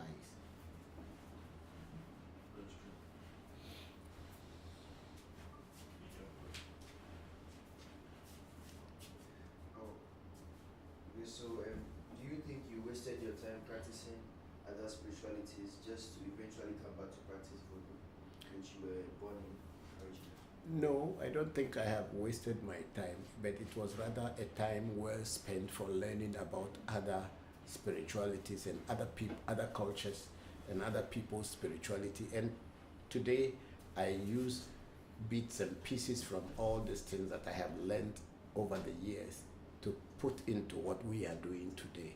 That's why we are totally different from all other people. So it wasn't a waste of time. I believe it is my destiny had to pass me through all those stages in order for me to acquire knowledge, information, and wisdom, so that when I sit down here today, I can know what is real and what is not real.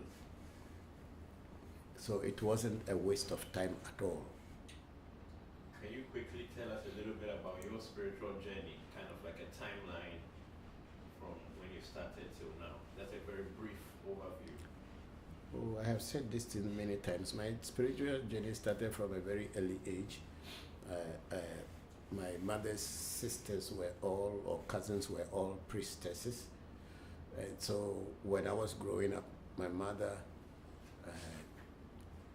took me around many of these shrines where my aunties would bath me, pray for me.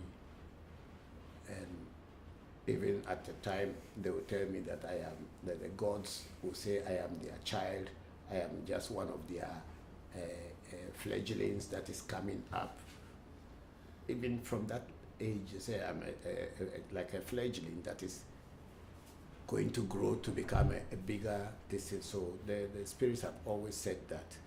And so my journey started from a very early, and my dad, I lived with my dad, and he being a strong Christian, at that time I had to go to the Christian churches, but it got to a point I was not interested in the church that my father belonged to, so I broke away and went into other churches and later into charismatic churches before moving into yoga and to Tantra yoga, and then finally coming back to this. I practice Kabbalah, which is a Jewish,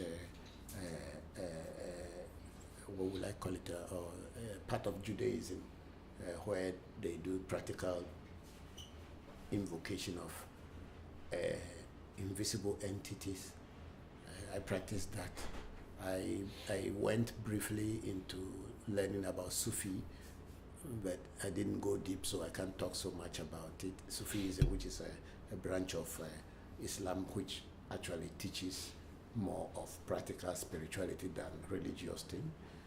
And of course, I lived in Thailand, where Buddhism was the main thing, and then I associated with so many Buddhists and Buddhist temples and shrines.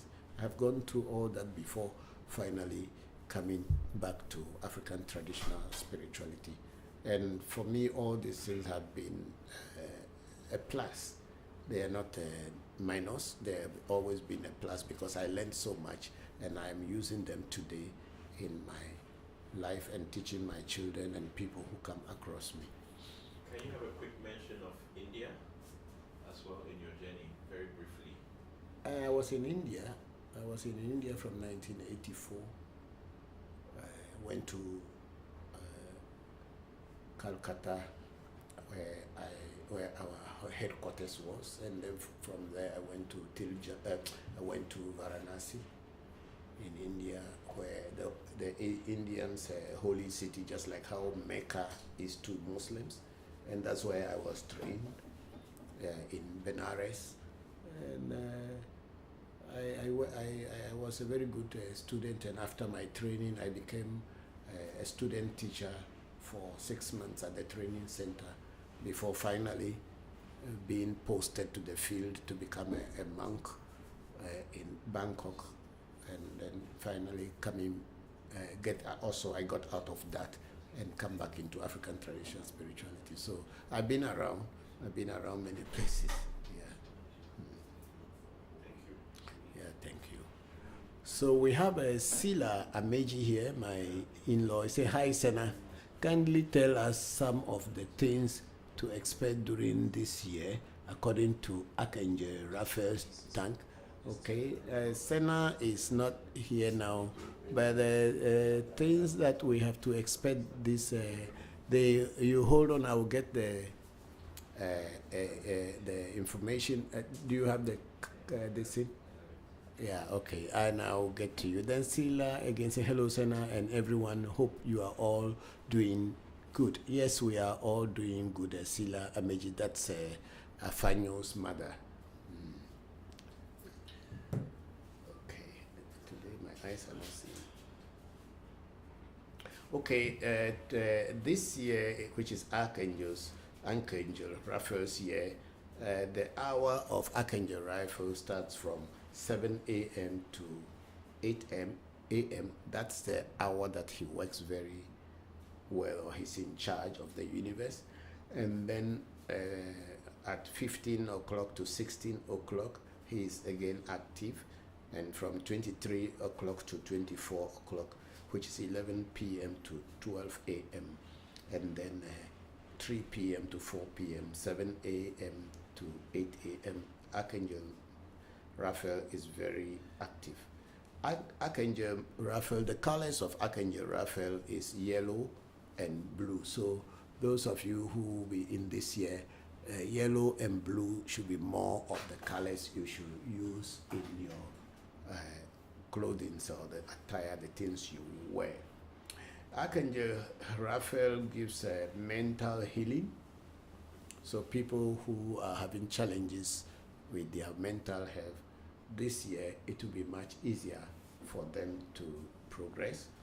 And also it's for communication, safety on short travels or trips. Archangel Raphael will also give education and anything connected with young people, business, contracts, commerce, salesmanship, or writing. Those people who are into writing stories, poetry, and all that. And this is the year Archangel Raphael is going to be active and helping you to write books and write stories and all that, write songs, whatever you write about. Yeah. Yes. Then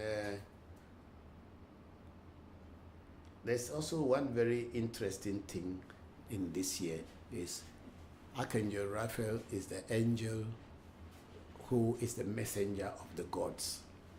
And he is going to be helping people to track down their stolen items. If your items are missing, Archangel Raphael is the angel that will track them and get them back to you. So those of you whose things are missing or lost, if you make effort this year, you will see them being active. So that is one of his work for this year. And also lost properties.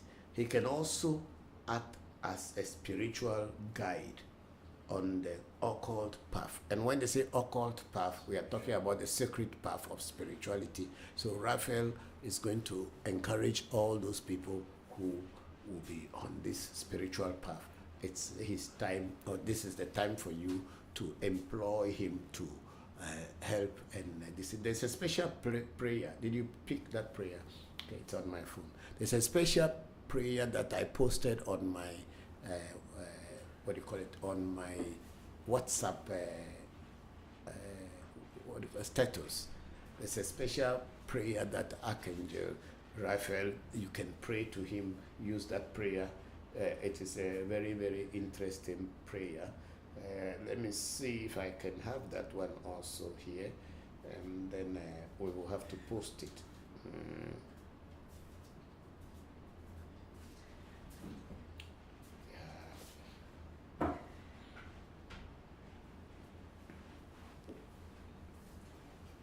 But those of you who have seen it already is fine. Bokor, you can show this one. It's here.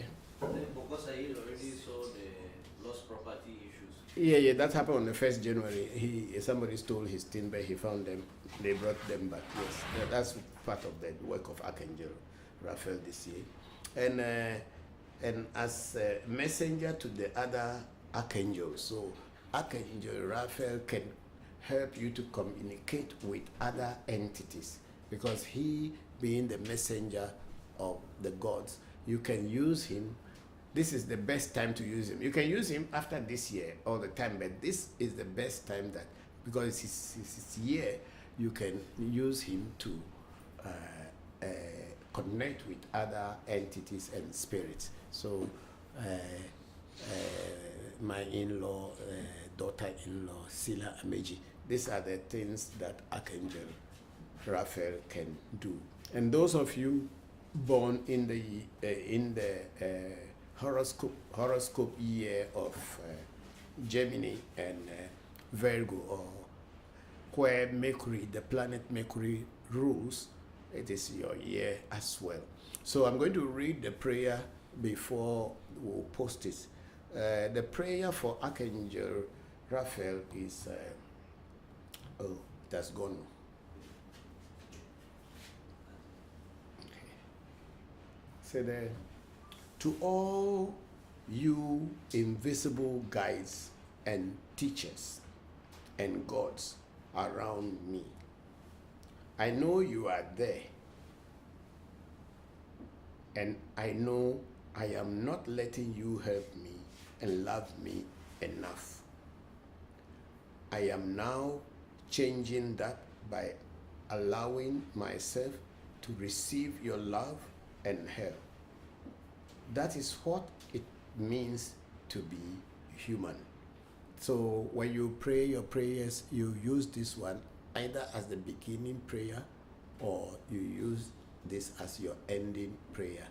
And this is the Archangel Raphael's prayer for this year. Okay, so we are done with Sila as a message. Is there any more message there? We have a Deus Caritas X. Say, what are the benefits do you think? You answered those ones. About zeal also? About Zeal Harris? No zeal. Okay, Zeal Harris is a hello everyone. Hello, Senna. Nice to see you. Is Clubhouse working today? No, we have not put on Clubhouse today. And then Happy New Year to everyone. Happy New Year to you, Zeal. Thank you very much. And then we have Caddy Fisher. It's a Happy New Year, everyone. Hello, Caddy. Happy New Year to you and to all the family members, to Cameron and your sisters and your mom. Thank you very much for chopping. And then Sila,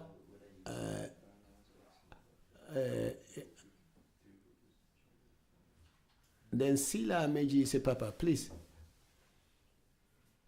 does that mean the time he operates is the best time to pray? Yes, these are the best times to pray, because at that within that 1 hour he's super active, means he's controlling all other things in the universe. Hey, be careful. Me denu mi da family. Denu mi ko ande me bera.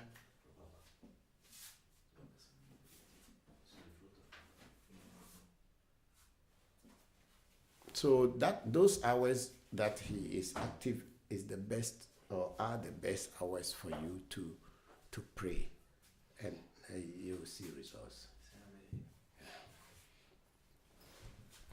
Okay, so let's go to other places and see.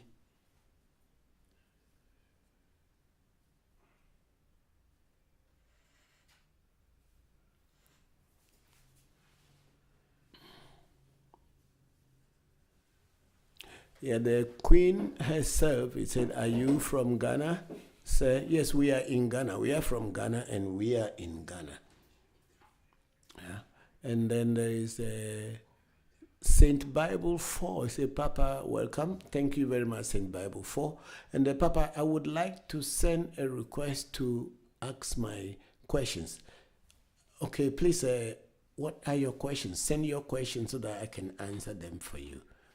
And then there is a Ajete Dawn. Say, Papa, where are you located?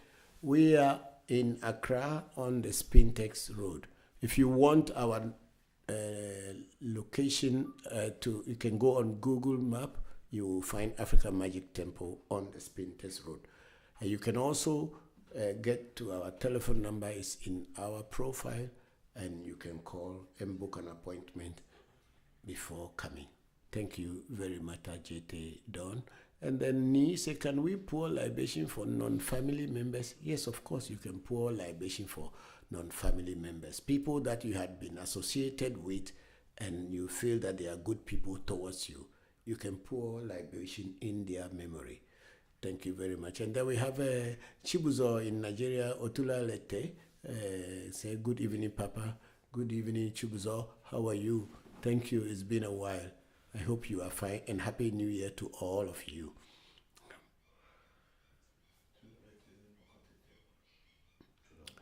And then Bob Vegas, he said, oh my God, the great one, you are welcome back. Thank you very much, Bob Vegas. We are all happy that we are here, and Happy New Year to you all. And then we have Alhaji Isa Pious. Yeah, not a waste of time. Indeed, it's a process and a journey. Yes, it is a process and it is a journey. Nothing is a waste. And then Alhaji Isa Pious said, I would have loved to know if you belong to any esoteric organizations. No, I do not belong to any esoteric organizations. I am practicing pure African traditional spirituality, even though I had practiced many different spiritual disciplines, but I do not belong to any esoteric organizations. Because for me, exoteric organizations are just extension of Christianity, so I don't belong to any of them. Thank you. And then we have Baba Rahman say, Papa, my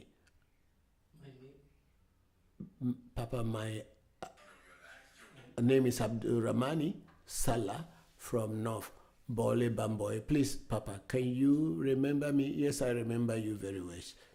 Abdul Rahman, I remember you very well. They work for humanity, and they is likened to be our Baba Leba in our tradition. So archangels had been there long before Christianity was formed.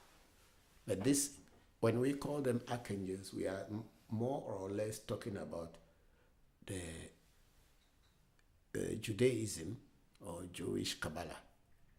Yeah, because that is why they were identified as archangels, because they have angels and they have archangels. Archangels are regarded as a higher, more elevated entities than just angels. So, and from my study, there was or there were or there are 7 archangels that rule the spirit world. And every culture has their name for this. But in our culture, the archangels are usually called the deities or etron, or deities. That's what they are. Yeah. Thank you very much, Big Sister Luna Nicole. I hope I have answered you. And then Alhaji Isa Pius sent us 3 rose flowers. Thank you very much. Thank you very much. And then Ni said, thanks, Papa. It's Lizzie. Oh, hi, Lizzie. How are you? Happy New Year to you. I'm grateful that you joined. I'm grateful. Thank you very much. And where are we now? YouTube? Yes. Okay, we are on YouTube. We have Dodu Abi. Say hello, Papa. Happy New Year. Happy New Year to you, Dodu Abi. I'm grateful that you joined. And then Dodu Abi went on to this. So I have a question. How does Ngbesa work? Okay, the word Gbesa is what you have to understand first. Gbe means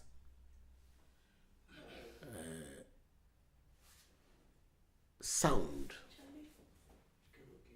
Gbe means sound in Ewe. Sa is to bind. Gbe sa means to bind something with a sound. or by using sound, you can bind something. That's what besa actually means. So besa, when something you want to change a situation, then you have to repeat certain words, and the sound of those words will make the thing, will control the thing. So besa simply means to bind something with words or sound. So that's how besa works.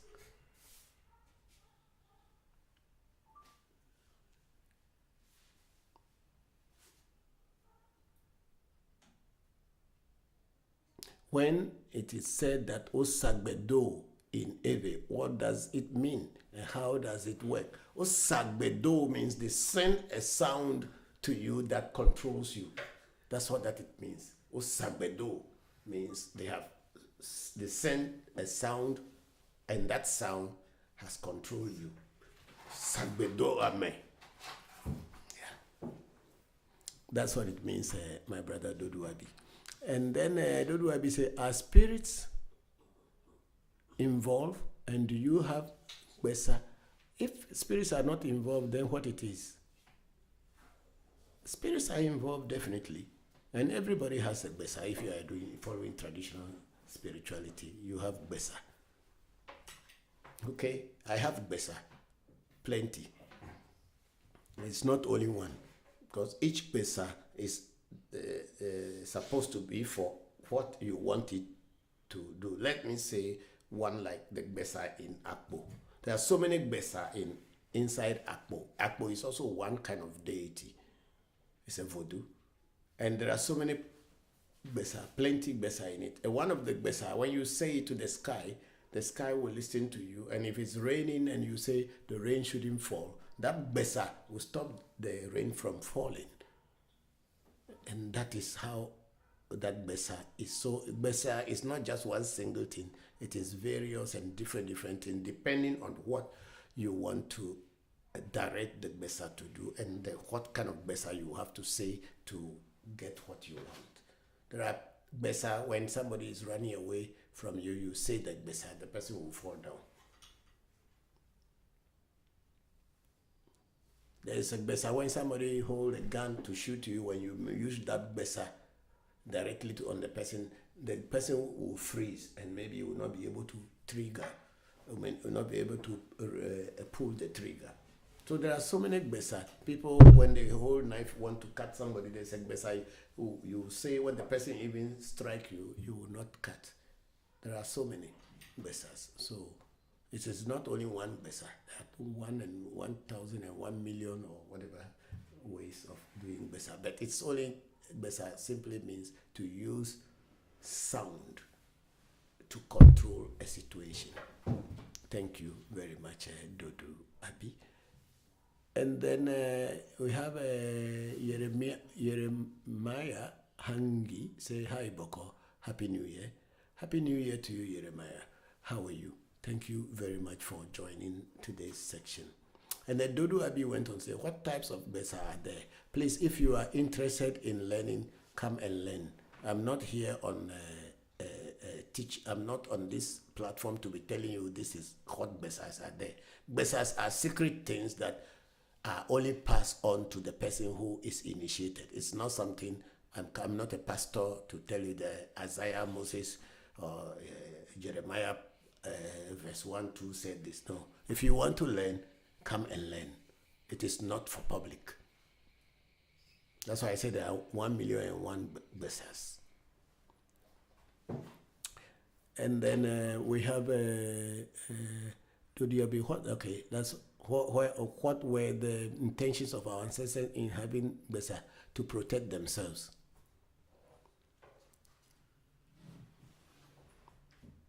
Then we have Jeremiah Hangis. I think I was being spied on by some people disguised as a cat. I imagine to get rid of them, threw away the cat. Have you had client with such problem before? No, I have never had any client with such a problem where they believe that cats are spying on them. And then how do you deal with that usually? I have never had any situation like that, so I don't know how to deal with such yet. Then do Abi say thanks for sharing, Papa. You are welcome.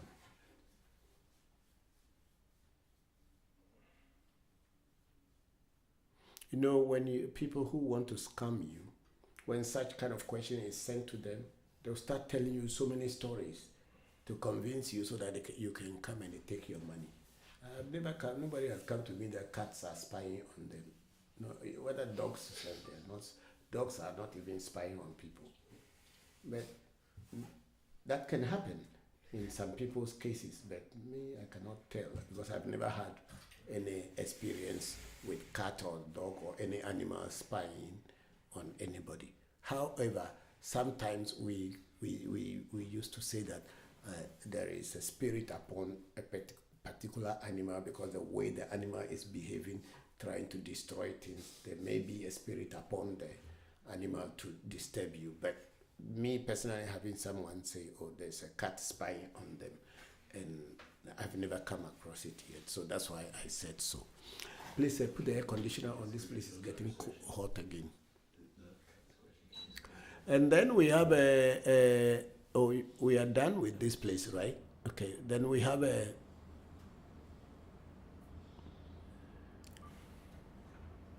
we have our brother Deo Caritas X say, hello, Togbe. My question is, if you have received your life Voodoo, yes, Polly, is it still beneficial to do a far reading for the upcoming year? Yes, of course, because everything is changing in life every minute, every second, and nothing remains permanent forever. So if you are interested in knowing more about yourself and what is happening in your life and what is about to happen in your life, you need to do a far reading. That's why we Bokors, we have something we call Dofwe. Dofwe. The Dofwe simply means to do is to sleep and to wake up is to fall. So Dofwe means when you sleep and you wake up, you have to check afar to find out what the new day that you have woken up in, what is in it for you. So if Bokors are doing Dofwe or doing reading for themselves, then you must understand that even though they were initiated in Tufa and they have their Voodoo, that doesn't stop them from doing a reading. So yes, you have to do a reading every time and every year. Even for us, today we are going to feed our Afa. And after feeding our Afa today, tomorrow morning, we are going to do a reading to see what is in this new year for us as individuals, not as a group. Each and every Bokor at my shrine will find out what this year is going to bring to them, what is in store for them this year. So yes, when you are initiated and have your boli or you have your Afa Voodoo, you still need to do readings from time to time. And then we have Zil Harry said, do ancestor spirits exist in the same spiritual planes as deities? I don't know. I don't know whether they all exist in the same plane or not.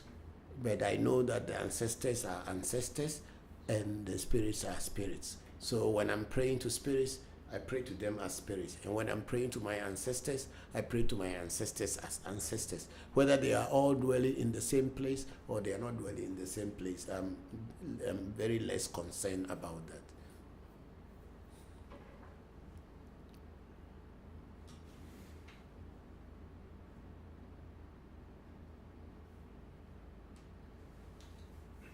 Azil went on to say, can ancestor spirits enter, mount, or inhabit human bodies, or can they jump from organisms to organism, which might essentially for a long term would be something akin to reincarnation? I'm not very sure of that, but I know that spirits possess human beings, but rarely that I have heard that an ancestor who has passed on has possessed another human being. I have not really. It may be in some other cultures or in some practices, but I have not actually come across it yet. And I also don't think that ancestors are inhibiting inanimate or animate organisms in order that they want to reincarnate. Reincarnation is a whole process, not through animals. It is the spirit, the soul that reincarnates. It is not the physical animal body that will change into a human being. It is the spirit of the person that may try to, when copulation takes place and a fetus is formed, if the vibration of the fetus is in equilibrium, in a relative relationship with a bodiless entity or a bodiless being, it can come and inhabit that thing. That's how reincarnation takes place. Yes, let's go on. Then Deus Caritas says, I also hear many people say this is a monotheistic religion, like all other religions. Is this true, or are there people simply trying to fit in with others? Do you view these practices as monotheistic? What is monotheistic? Monotheistic means single, because mono means single. In our traditional spirituality, it is not monotheistic, because we have so many different gods, we have so many different entities, we have so many different deities. So I don't think it is anything monotheistic at all. Because at my shrine alone, do you know how many spirits I work with? So how can I say it is monotheistic? It is not. African traditional spirituality is not a religion. Then Zilhar says, can multiple deities or ancestor spirit reside inside a body at the same time? It depends on what kind of the person who is making the voodoo or making the spirit. Because like there are certain voodoos, there are a combination of different voodoos that form one voodoo. But then each voodoo that is in there has its own identity. So I don't know that whether one human being can be have so many spirits in them or not. Yes. Papa, please, I have some friend. Yes. He's Italian Ghanaian, and I met him on the way coming back to Ghana from Turkey. He's been following some of our work, which I've been following his work, and so he was interested in our African Magic Temple. Yeah. So he is now in Accra. He doesn't live in Accra. Yeah. He's in Central Region. So he's here. He wants to sit down here Sure. and participate, and maybe some questions will come. No So problem. you can get 2 seats. Yeah, it's fine. It's fine. His name is Joshua. Okay. Bokor, but you are on the distance, you have your own seat. Get your seat. Don't give your seat to anybody. Yes. Okay, so Zil, I cannot really tell whether one entity can embody plenty deities. But like my Tobe Jopata, I know that it is a combination of many deities. That's how it was from the beginning when I got it. Yeah, but I don't know with other people's own. There is the only one in my not only one, because Abochi is also having about 3 or 4 spirits in here that can communicate here. So maybe it is possible, but the ones that I know is what I would talk about. Usually, as you know me, I don't talk about things that I do not know. Things that I do not know and I do not have experience with, I don't talk about them. I only talk about what I personally have had my own experiences and things that I know. So what I know is that Abochi has about 3 or 4 spirits in it. Togbe Jopata has got about 21 different spirits that form what we call Voncujovi. But each entity or each spirit or deity have their own individual destiny. So when we pray, we mention all these entities or deities that form Voncujovi. But I don't know whether all other peoples or a lot of other people still also have such things. But I cannot tell. But what I know, my Abochi and my Jopata, they are not just one single spirit.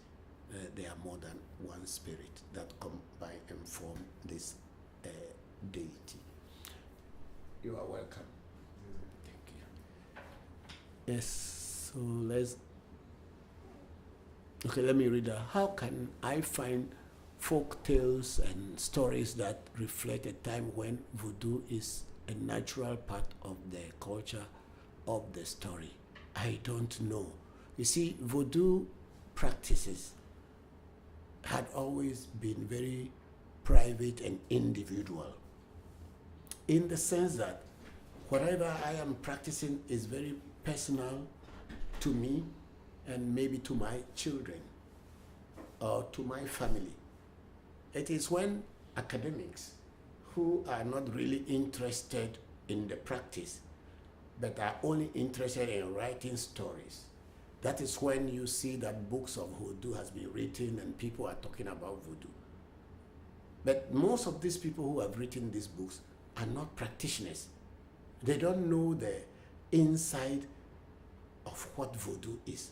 They only write on hearsay, what people told them, that's what they wrote about, because most academics are not interested in practicing. They are interested in writing books and making money and telling stories. That's what they do. So when you are talking about what people have written in stories, or you are reading that, if you want, I had said this to you many times, if you want to know what voodoo or African traditional spirituality is, get involved, practice it, then you will know. And if you write about it tomorrow, you are writing from your personal experience than hearing from people and using it to write a book. It will be better if you yourself, you practice. And then you can have your own personal experience. And your experience will tell you more than what people tell you and you write it down. Thank you. And then we have Kadifisha, say, greetings, Papa.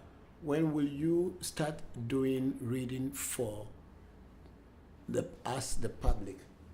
We will start doing reading for the public from next week, Friday. Yeah, because today we are going to feed our Afa, and tomorrow we will make what we call Agbasa, and then after that we will let the oracle rest for a day or two. Then we will start doing reading for the public. That's what we are doing. So from coming Friday, today is Sunday, so by the coming weekend we can start reading for the public. Thank you.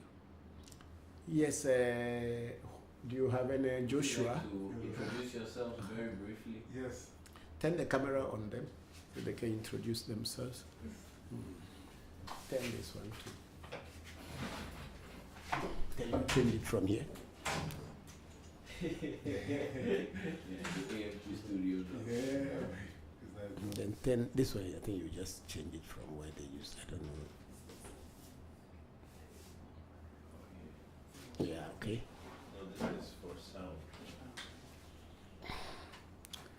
Take a mic.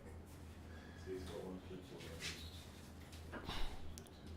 Okay, so you can go ahead, Joshua. You are welcome to our daily Koku. Okay. Okay, good. Thank you for having us. You're welcome. You're welcome. I've seen some of the work that you guys been doing from online. Thank you. And I've seen it a few times, and then I felt straight away that one day I feel that we're gonna get connected. Sure. And then on our travel back from wherever we were, back to Ghana, we met when we were in Morocco. And my name is Joshua Ripoisido, and I'm coming from Ghana and also Italy. I relocated in Ghana here about 7 years ago. The land of my very ancestors that they left in heritage for the coming generation. And so my personal goal was to reconnect to the soil reconnect to the ancient practices via a direct connection to the soil, to the elements. We call it the essence and the spirit and the energy of the land. Okay. It's been a beautiful journey. And in this journey, I've seen, I try my best to reconnect to my Ghanaian roots. My roots are coming from the Kwape Mountains, from Late. Okay. Which is also very spiritual in the sense. Very well, very, very powerful Akonidi and yeah. In the meantime, I can also see from the general Ghanaian perspective, when you mention, for example, Akonidi Shrine, you mention, for example, Voodoo, many people are getting deeply scared. People are getting deeply also trying to take as much distance as possible.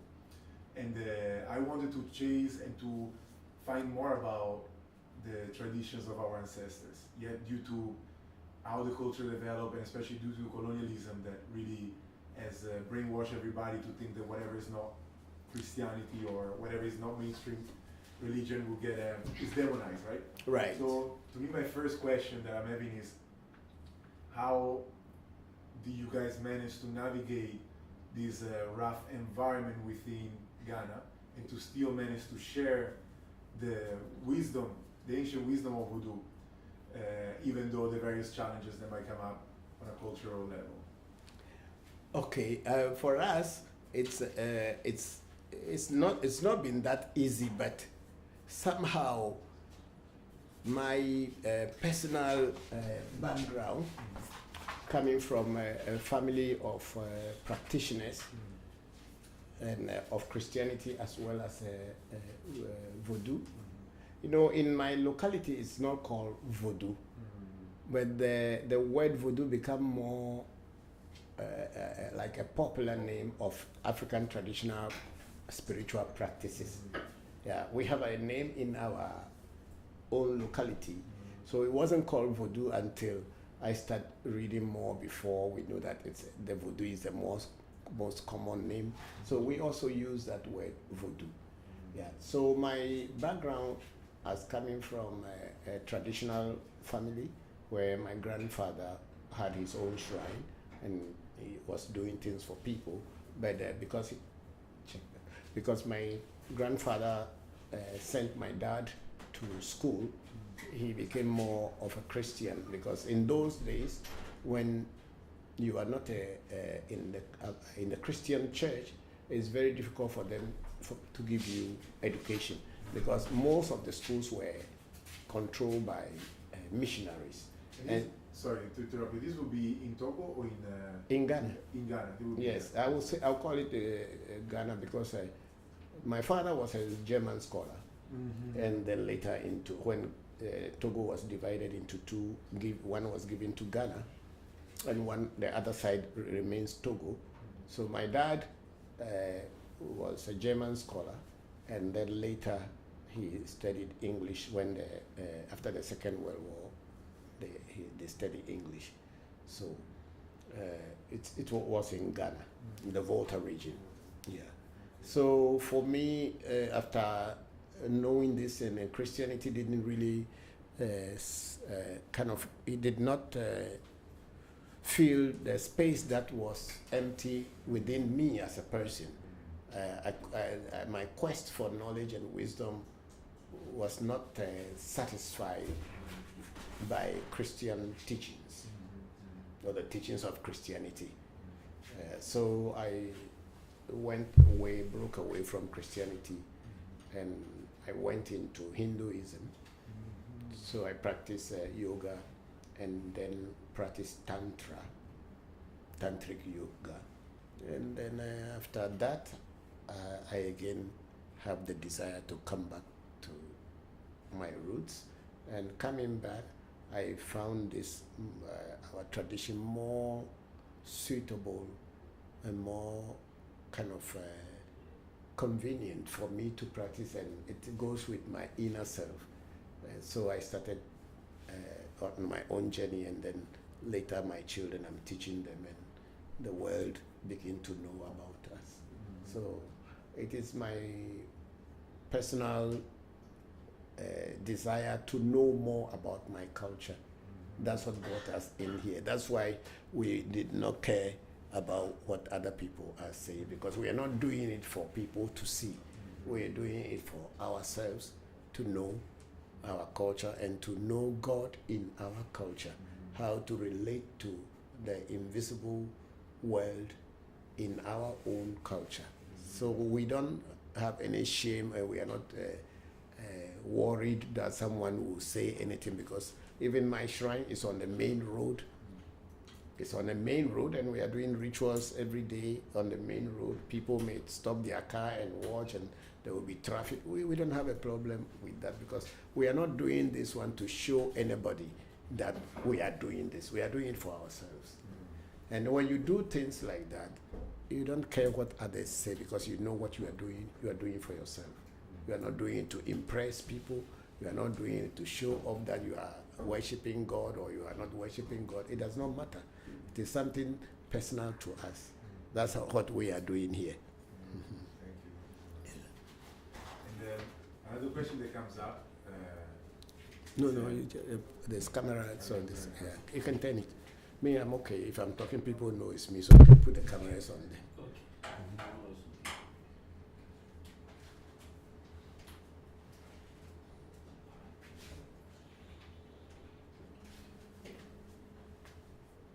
So another question that came up is within the way of perceiving God or divine figure. You mentioned that you've been influenced by also during your journey you met Hinduism. Yes, and yes. nowadays Hinduism. Mm-hmm. And also when I was in India, I was introduced to a different way of perceiving God. That is, it's more of a not necessarily a different ways, but it's a way where it's called in a different way.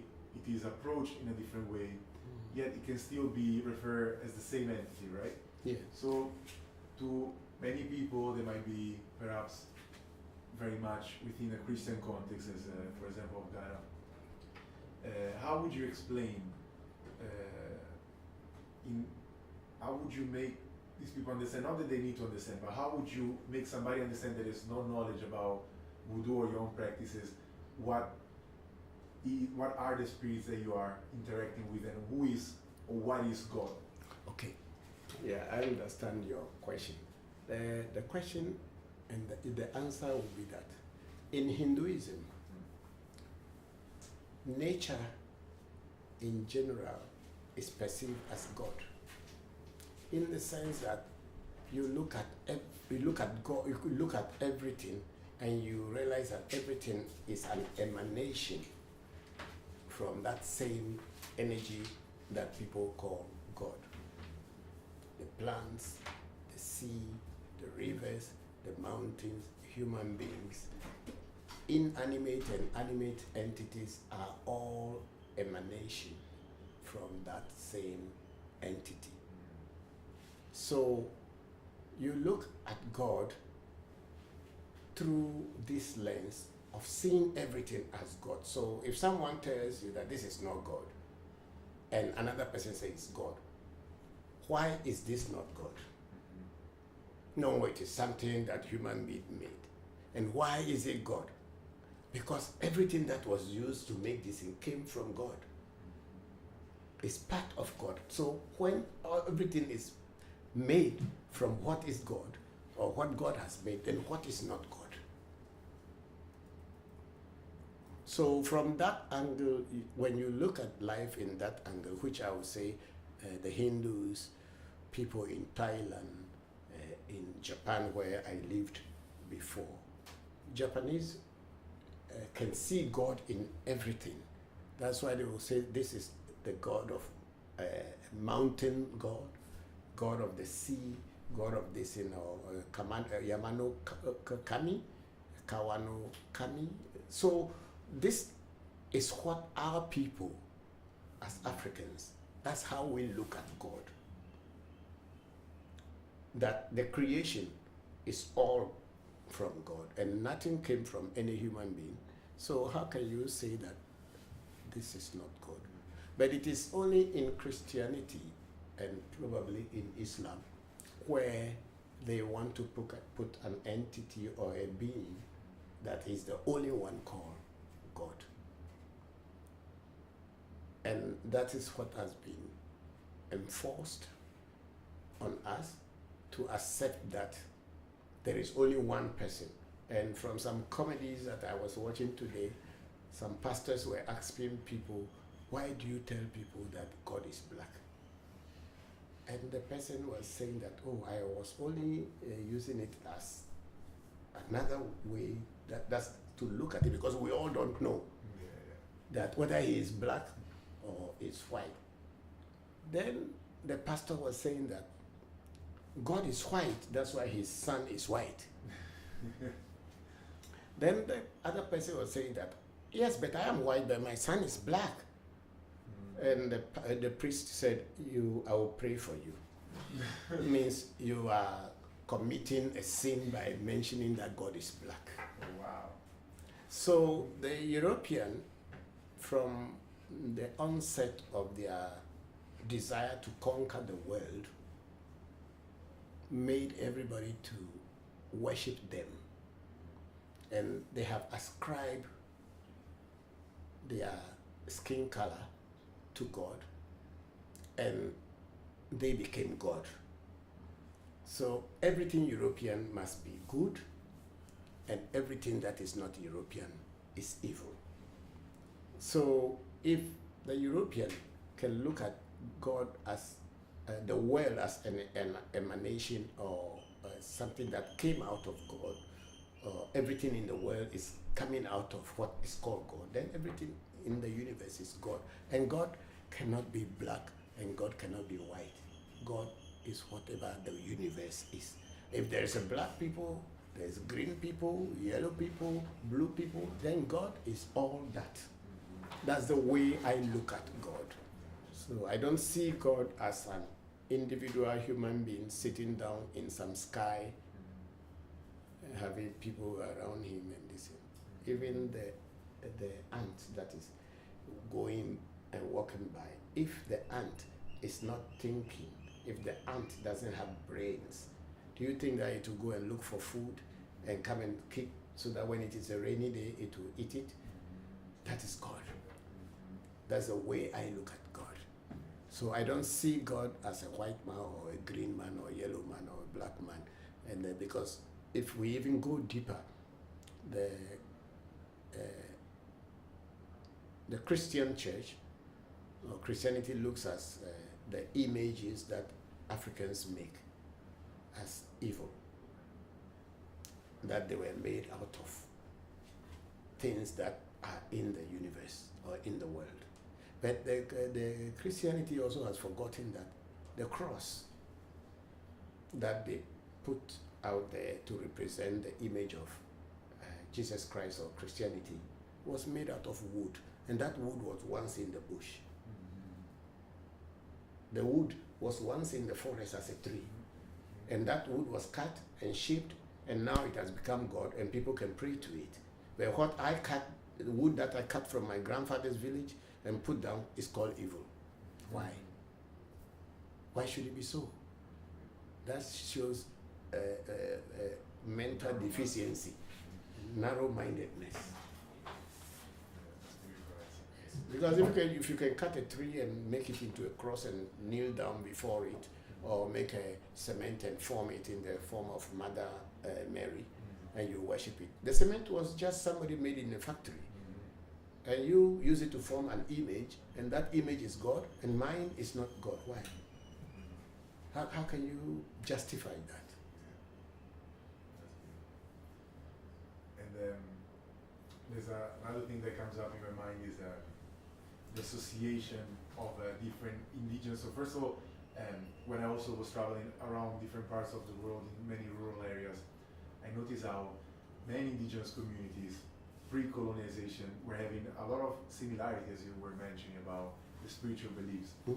Showing also there's an essence of uniqueness, of oneness, when we were really trying to find the ultimate truth.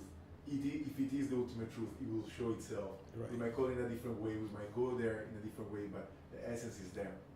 And one thing that I was noticing is also how many people perceive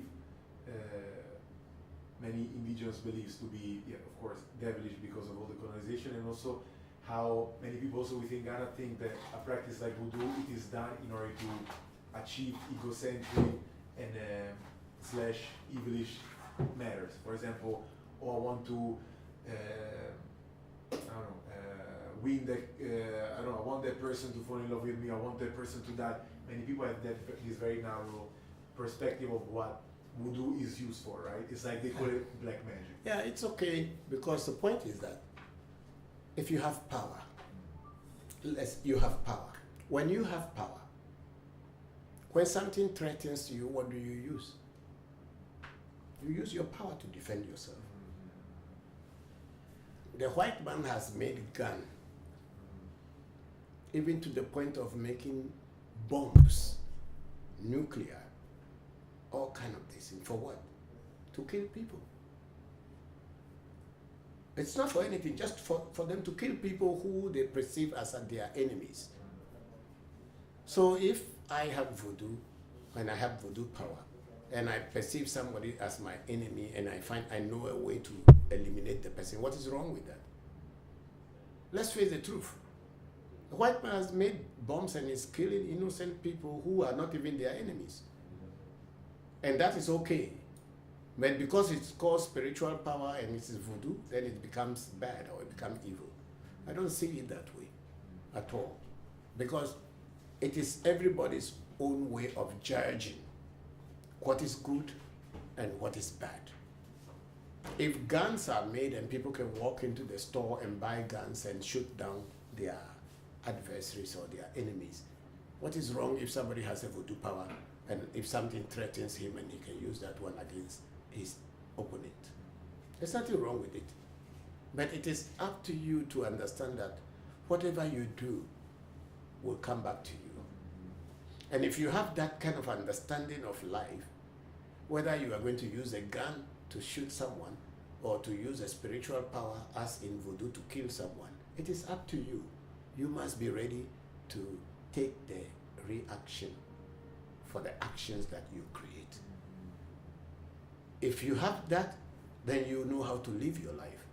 So whatever action you are creating, whether you are going to use a gun or use a atomic bomb or whatever, you should always know that the reaction will come. Or if you are going to use a voodoo power, you should always know that the reaction will come to you. There is no killing that can be justified in any way. But if you feel threatened, whatever you have to defend yourself is what you use. The reason why people are afraid of voodoo and they use only that as a voodoo can kill people is that there are so many hypocrites in the world, and they thought when they take advantage of people, people should just pretend that it's okay. But in people who are voodoo practitioners and who are very serious people, if you take advantage of them, they will not say anything to you. They will go back home and tell their voodoo to chase you. By that time, you are not going to see him following you, but the thing is following you, and if it's going to destroy you, it will destroy you. Because Christianity and religion in general is built on hypocrisy. The best hypocrite is the best Christian. The more you can pretend to be what you are not, the more society accepts you as a good person. It's a very bitter truth, but religious people don't like this, but they know that that's what they are. In our practice, you cannot be a hypocrite, because if you are a hypocrite and you are practicing a real voodoo, your own spirit that you are working with, they are the one going to destroy you. It's not anybody who will come and destroy you. It is what you are working with who will come and destroy you, because you cannot pretend to be what you are not and still practice voodoo. And this is what people are scared of voodoo, because they know it is potent, it is something that can work without discrimination. For this reason, people want to run away from it, because they don't want to come closer and offend it, whereby they will meet their end. This is where the fear is. So when people say voodoo is bad, it's not anything, because voodoo did not go killing anybody. The number of people killed by voodoo compared to the number of people killed by bombs and wars, are they comparable? Then why would people blame those people who are manufacturing guns and bombs? And they think that voodoo is what they have to blame because it's very evil. No. It's a very wrong way of looking at things. The number of people killed by guns, innocent people, children, women, killed by guns through wars, it's more than what voodoo had ever killed. How many people has voodoo killed? And nobody can even tell you that, oh, I know this person was killed by voodoo. It's just people's speculation. But wars, we know.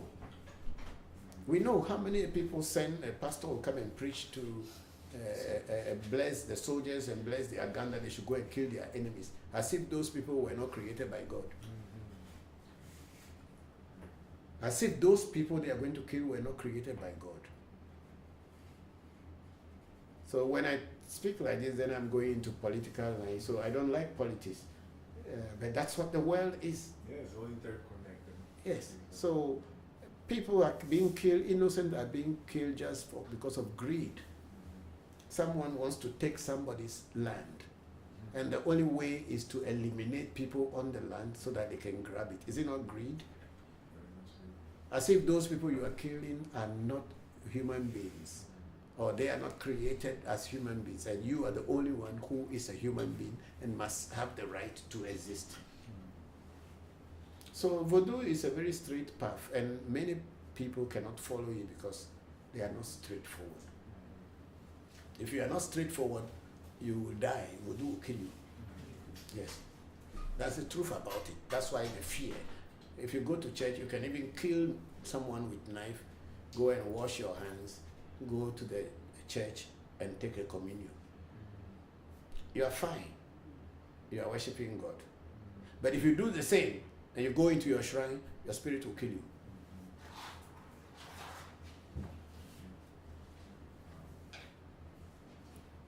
Thank you so much. You're welcome. So, do you have any question? Not at the moment, I'm just enjoying listening. Not at the moment. Okay, thank you. So let me continue with the questions on my screen. Okay. We have Deus Caritas Esther. I agree. I think this answers earlier when someone asked about what the diaspora learns from this. I have learned very clearly that our ancestors were not backwards, ignorant people, and Christians blessed us by enslaving us. Yeah, no, they did not bless us by enslaving us. They took what did not belong to them, but they were more powerful than us at that time because our people thought they were friends. And if you go into our Ewe language, the word aye means cunningness, somebody which is cunning or trickish. That is called the Ewe word for aye, cunning. And then avu means dog. So when our people say ayevu, which means a cunning dog, a dog that comes close to you, pretending to be your friend, but when you are unaware, it bites you. That's how our people regarded the white people. They came as friends, and our people embraced them and accepted them as friends. And later, they betrayed us by enslaving us. That is what the Ewe call the Yevu. That's the meaning. So our ancestors were not stupid. They thought they were having friends, and the people came and said, we have God, and our people thought that, oh, if they have God, then we are also having God, so let us all unite and help them. But then, before our people would know, they betrayed us. So this is what had happened. So it wasn't that our people were stupid or were ignorant or they didn't have any knowledge. They thought they had friends, but their friends tend to be enemies that were hiding a wolf in a sheepskin. And that's what happened to our people. that is why they took advantage of us. Okay, we have I was reading Deus Caritas, so bring it down. Yes, Okay, then I have a St. Bible 4. It's a Papa for about 8 to 10 years now. My family gods and ancestors are not fed. So it will be advisable for you to feed them. You should do a spiritual consultation and find out what to do and how to feed them. And then St. Bible 4 went on to say, the only thing I heard is that, and the St. Bible 4 said, and any works I try to do doesn't reach anywhere, and I try to find out what is the problem. The only thing I heard is that my family's gods and ancestors are angry, and that they are hungry. So you should find a way to feed them. And first is to do consultation and ask them what do they want you to feed them and how you should feed them. And with a proper diviner, spiritualist, you will get the proper answers and you will be able to feed them and they will work for you. Thank you very much in Bible 4. And then we have Nisa. Yes, Joshua, your journey has been a pleasure to watch. Don't leave. Somebody heard you say your. Oh, he has a very interesting page. Okay. He has his own village. Which region? Eastern region. Eastern region. And that maybe somebody know you. That's why he's saying your journey has been. He also is watching the knee. Yes, I think that is Lizzie Ashokai. Yes, Lizzie Ashokai. She lives in London. Okay, I think okay. she follows you too. Oh, that's good. Yes. Very cool. Yes. Yeah. I have a question. Yes, go ahead. It was No, it's okay. This one can be watching it. it was about the original meaning of. Sorry, 1 second. no worries. Okay, yes.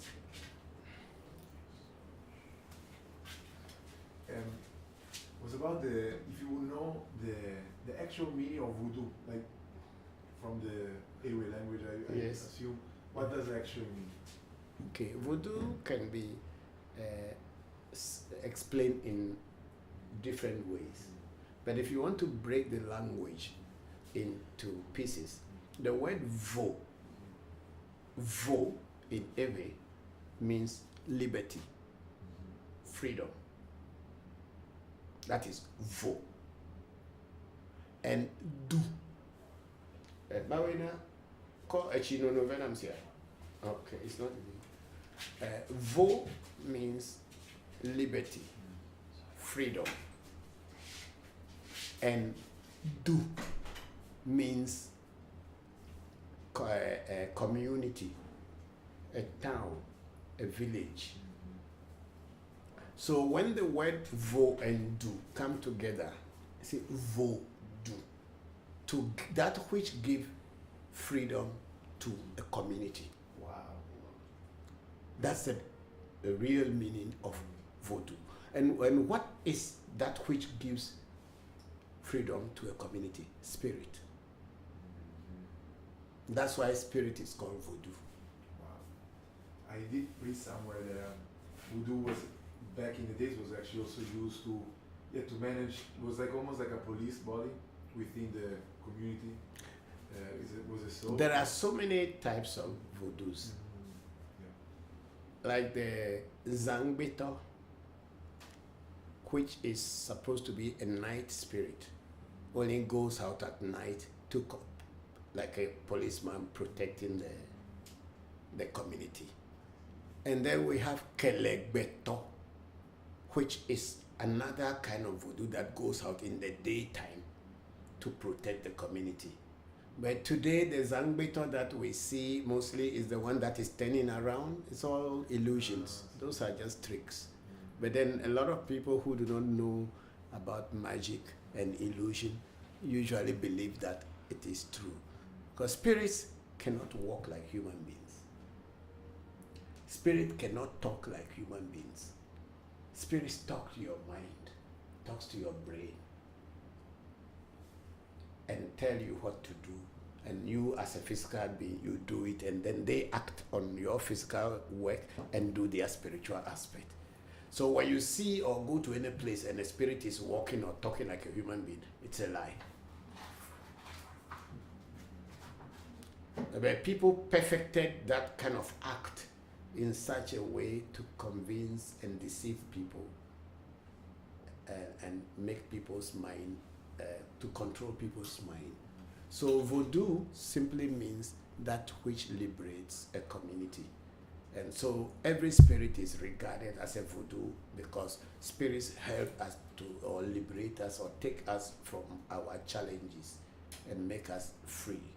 So that is what voodoo means. Yes. Do you have a question? Is that? I do have a question. Go ahead. Yeah. You can even hold it in your hand, it's fine. Trying to think how to word this. Maya Deren, are you familiar with Maya Deren, the filmmaker? Maya Deren. My Dharan. Yeah. Okay. So she was a filmmaker of Russian descent, but she was white. But she, by way of a black dancer named Catherine Dunham, access to Haitian community and was initiated into voodoo.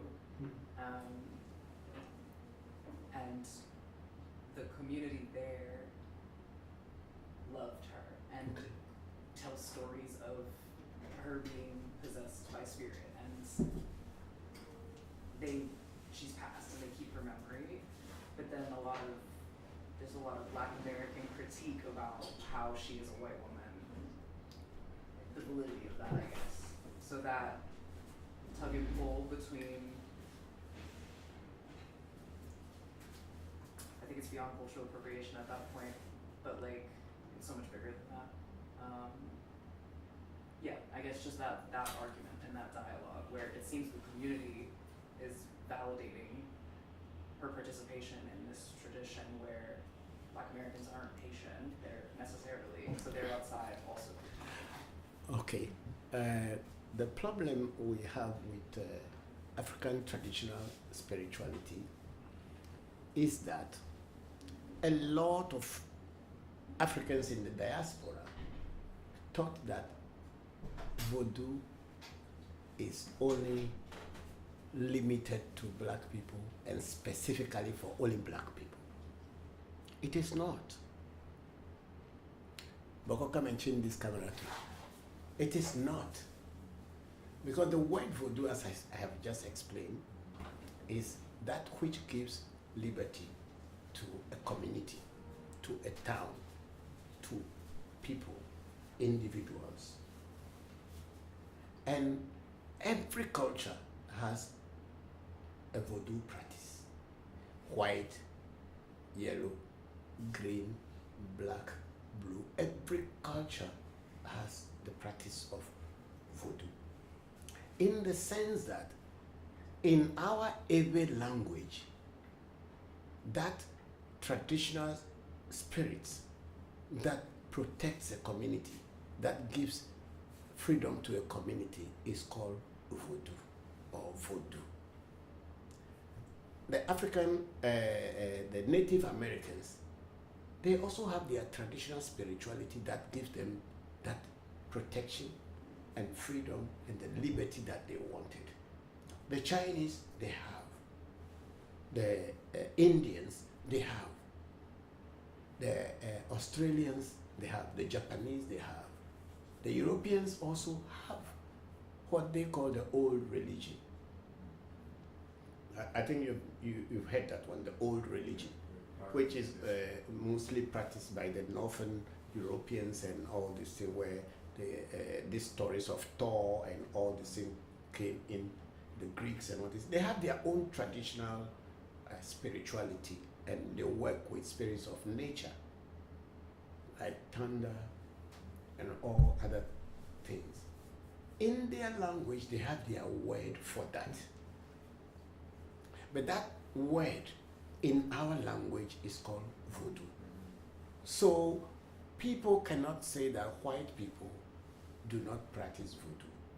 They may not call it Voodoo, but they have a practice that has to do with nature spirits and do with their ancestors. So it is wrong for the Africans in the diaspora in particular to think that Voodoo is only for black people. But for them, it is like, oh, this is our identity. And you had done so much atrocity to us, don't come near us. It is not true. Anyone can go to any, because I have learned from different cultures. I was not from their culture, but I learned the way they worship their God or the way they relate to the divine, and I am putting all that together to teach myself, teach my children and people who come across me. What would have happened if I had gone to them and said, oh, because you are a black person, you cannot learn it.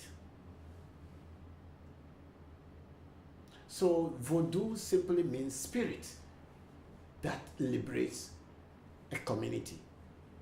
So in every community on earth, they have a traditional way of doing things before they adopted the European way, which we call Christianity, to do things. And even the Europeans, they still have their own traditional way, even though Christianity has become the mainstream or the main thing that everybody has to follow, but they still have their own traditional ways. Otherwise, when they were installing, I think when they were going to install King Charles and all this, and they won't go to some stones and be praying at stones and moving some stones from places to other places, dress up goats in a jacket and bring them to parade. They have their own tradition. So the stones that they went and moved from one palace to another palace, what was it for? So every culture has their practices, their traditional practices, and these traditional practices is what we call in our Ewe language, Voodoo. So it is not limited to any particular race to say that it is only black people who can practice Voodoo. If you are practicing a spiritual practice anywhere, whether you learn it from black people or you learn it from your own culture, as long as it's a practice of spirituality, traditional spirituality, it is called Voodoo in our language. Because if I should go to India today, or I should go to China today and go and get a spirit, which may be in the form of something that they will give me. Once I bring it to my shrine in Ghana, when people come and ask me, what is this? I'll say, this is Indian Voodoo. Or this is Chinese Voodoo. That's how I'll call it. So Voodoo simply means spirit, that which liberates a community. So people who do not really know this, and I am even very sorry to say, a lot of people who do these criticisms do not really practice. They are only out there speaking. They don't practice. So what that lady might have done, because spirit can choose anyone to work through. The spirit can choose anybody to work through that person, because it's not you who is going to tell the spirit that work through this person. You can introduce a person by initiating the person into the spirit, but the spirit will choose somebody who even is not initiated into it to work. Recently we went to my teacher's village to do a ritual at his shrine. He passed on almost about 16, 17 years ago. But I'm kind of in charge of the shrine, so every year I go there to do the necessary rituals. But last year we were supposed to go early, but we couldn't, so we went in December. And my teacher was the one who gave me this mirror that I use for divination. And his mirror, since the day he died until now, nobody had opened the mirror before to do any reading because nobody can. But I have a son who has not been initiated into the mirror. But when we went there, he said he wants to read the mirror. And we opened the old man's mirror and he started reading the mirror for everybody and started telling stories, and people were so surprised. He had not been initiated into the mirror, but he could see, he could hear. And the people in the village were surprised because the mirror was with them. They themselves, none of them could even know how to use it. So a spirit chooses who to work through or who to work with. So when people who are not practitioners stand to say, oh, these people are white people, they're not supposed to learn, you are giving our secret to them. It's not true. And most often the people who say these things are not even serious practitioners. They may not even be practitioners, but they are just critics. Yeah. So spirit chooses who to work through.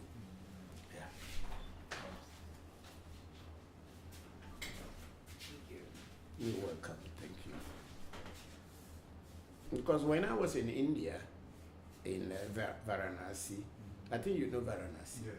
Okay. When I was in Varanasi and under training, after my training, I became so good in Sanskrit. Sanskrit is not my mother tongue. It's a Hindu or ancient language of India. I was so good in Sanskrit that I had to teach Sanskrit at the training center to other students. Even I was better than the Indians in Sanskrit. And Sanskrit is not my mother tongue. It's not something I have learned here. Until I start practicing yoga, I didn't know anything about Sanskrit. But I became so good in it that I could even teach it to people and explain it in a way that people could understand. So spirit chooses who to use and who to work through.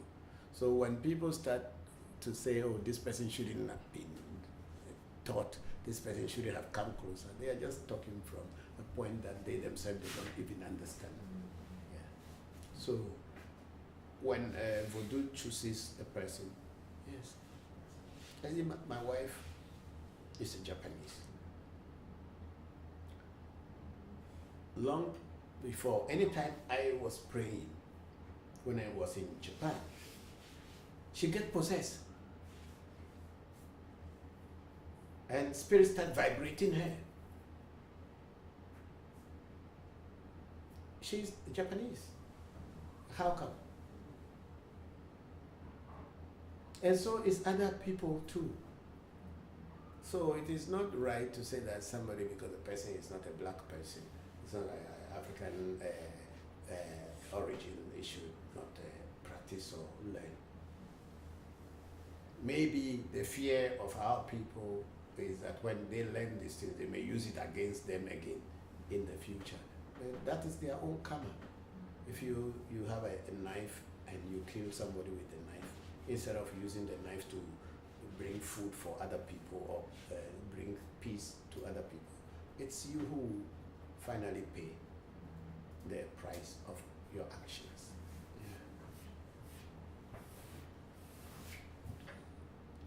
Let me take one more from here. It said, Deus Caritas is a people have told me that I should be grateful for being enslaved and coming to America. I know that is not true. Don't mind them. Deus Caritas, don't mind them. Don't mind them. They don't know what they are saying. Why should you be grateful that somebody enslaved you? Deus, don't mind them. It's part of life.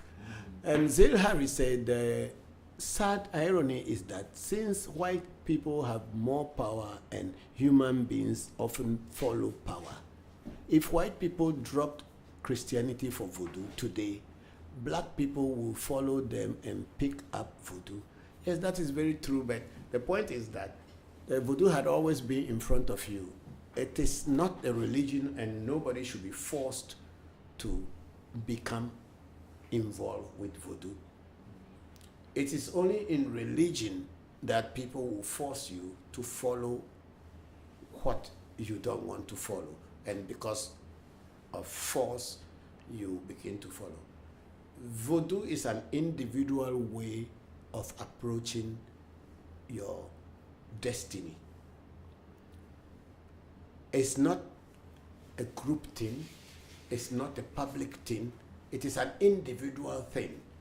So black people would want to follow white people. If white people are following Voodoo, they will follow. That is it's not their time. If it is your time to look for the truth, you can be a Muslim, you will leave Islam and look for the truth.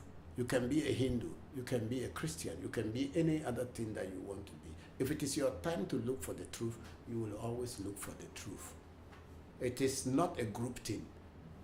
That's why you don't see Voodoo people going out to do crusade and try to win people into the path of Voodoo. It is our way of life.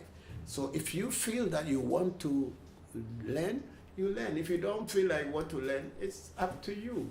Then nobody should force or convert anyone to become a Voodoo practitioner. Until the person's own time comes, they will. Yeah. Everything that is real, you don't force people to join. If their time comes, they will join.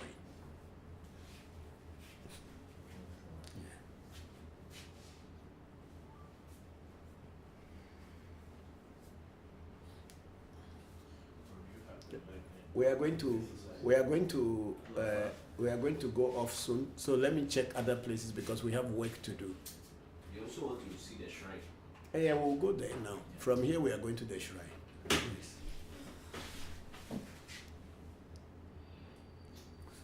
This is not on me. I can't see it well. It's okay. It's now okay. So where are we here? Papa, what's the scariest thing to have ever happened to you as an ATR practitioner?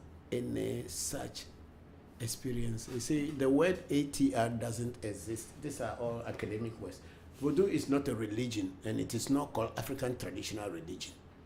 And it shouldn't be put into the context of religion. It is a spirituality. Religion has founders. Religion has founders and people who other people look to. Voodoo has no founder, whereby you say this is the founder of Voodoo. No, there is no founder. So African traditional spirituality, that is the best way to call it, not African traditional religion. It's not a religion. So it cannot be put in that context of religion. It's a traditional spirituality because in religion, you have leaders and you have founders. Voodoo has no founder. It's a way of life of the Ewe people and of all people who practice spirituality. So it is not a religion. I have not ever come across any scary thing in my practices, if I may say, because whatever I do and practice, I know what to expect. And when that doesn't happen, and that is when I'm surprised. Because whatever I do, I have expectation. I expect that things and this should appear, this should happen. And if that did not happen, then I begin to worry that what did I do or what didn't I do to make it happen?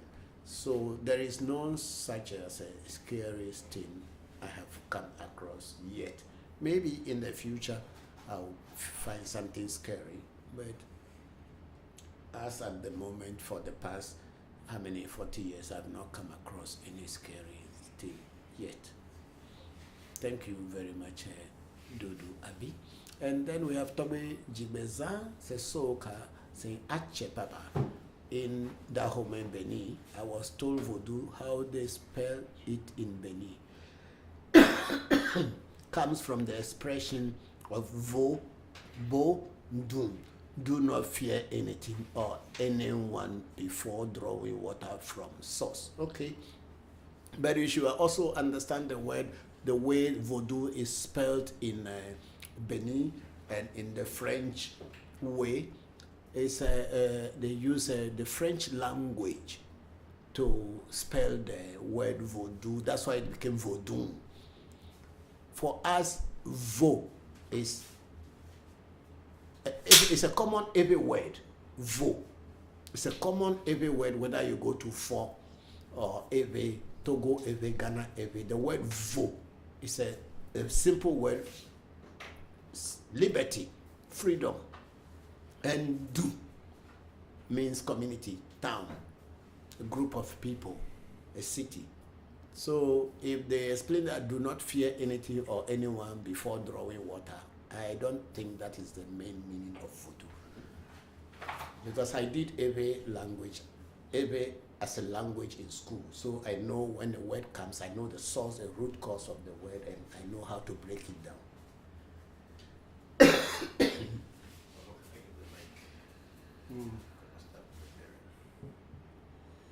you.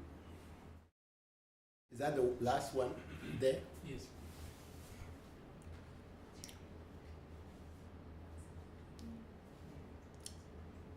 And then we have Big Sister Luna Nichols. I really enjoyed today's session with everyone, Papa.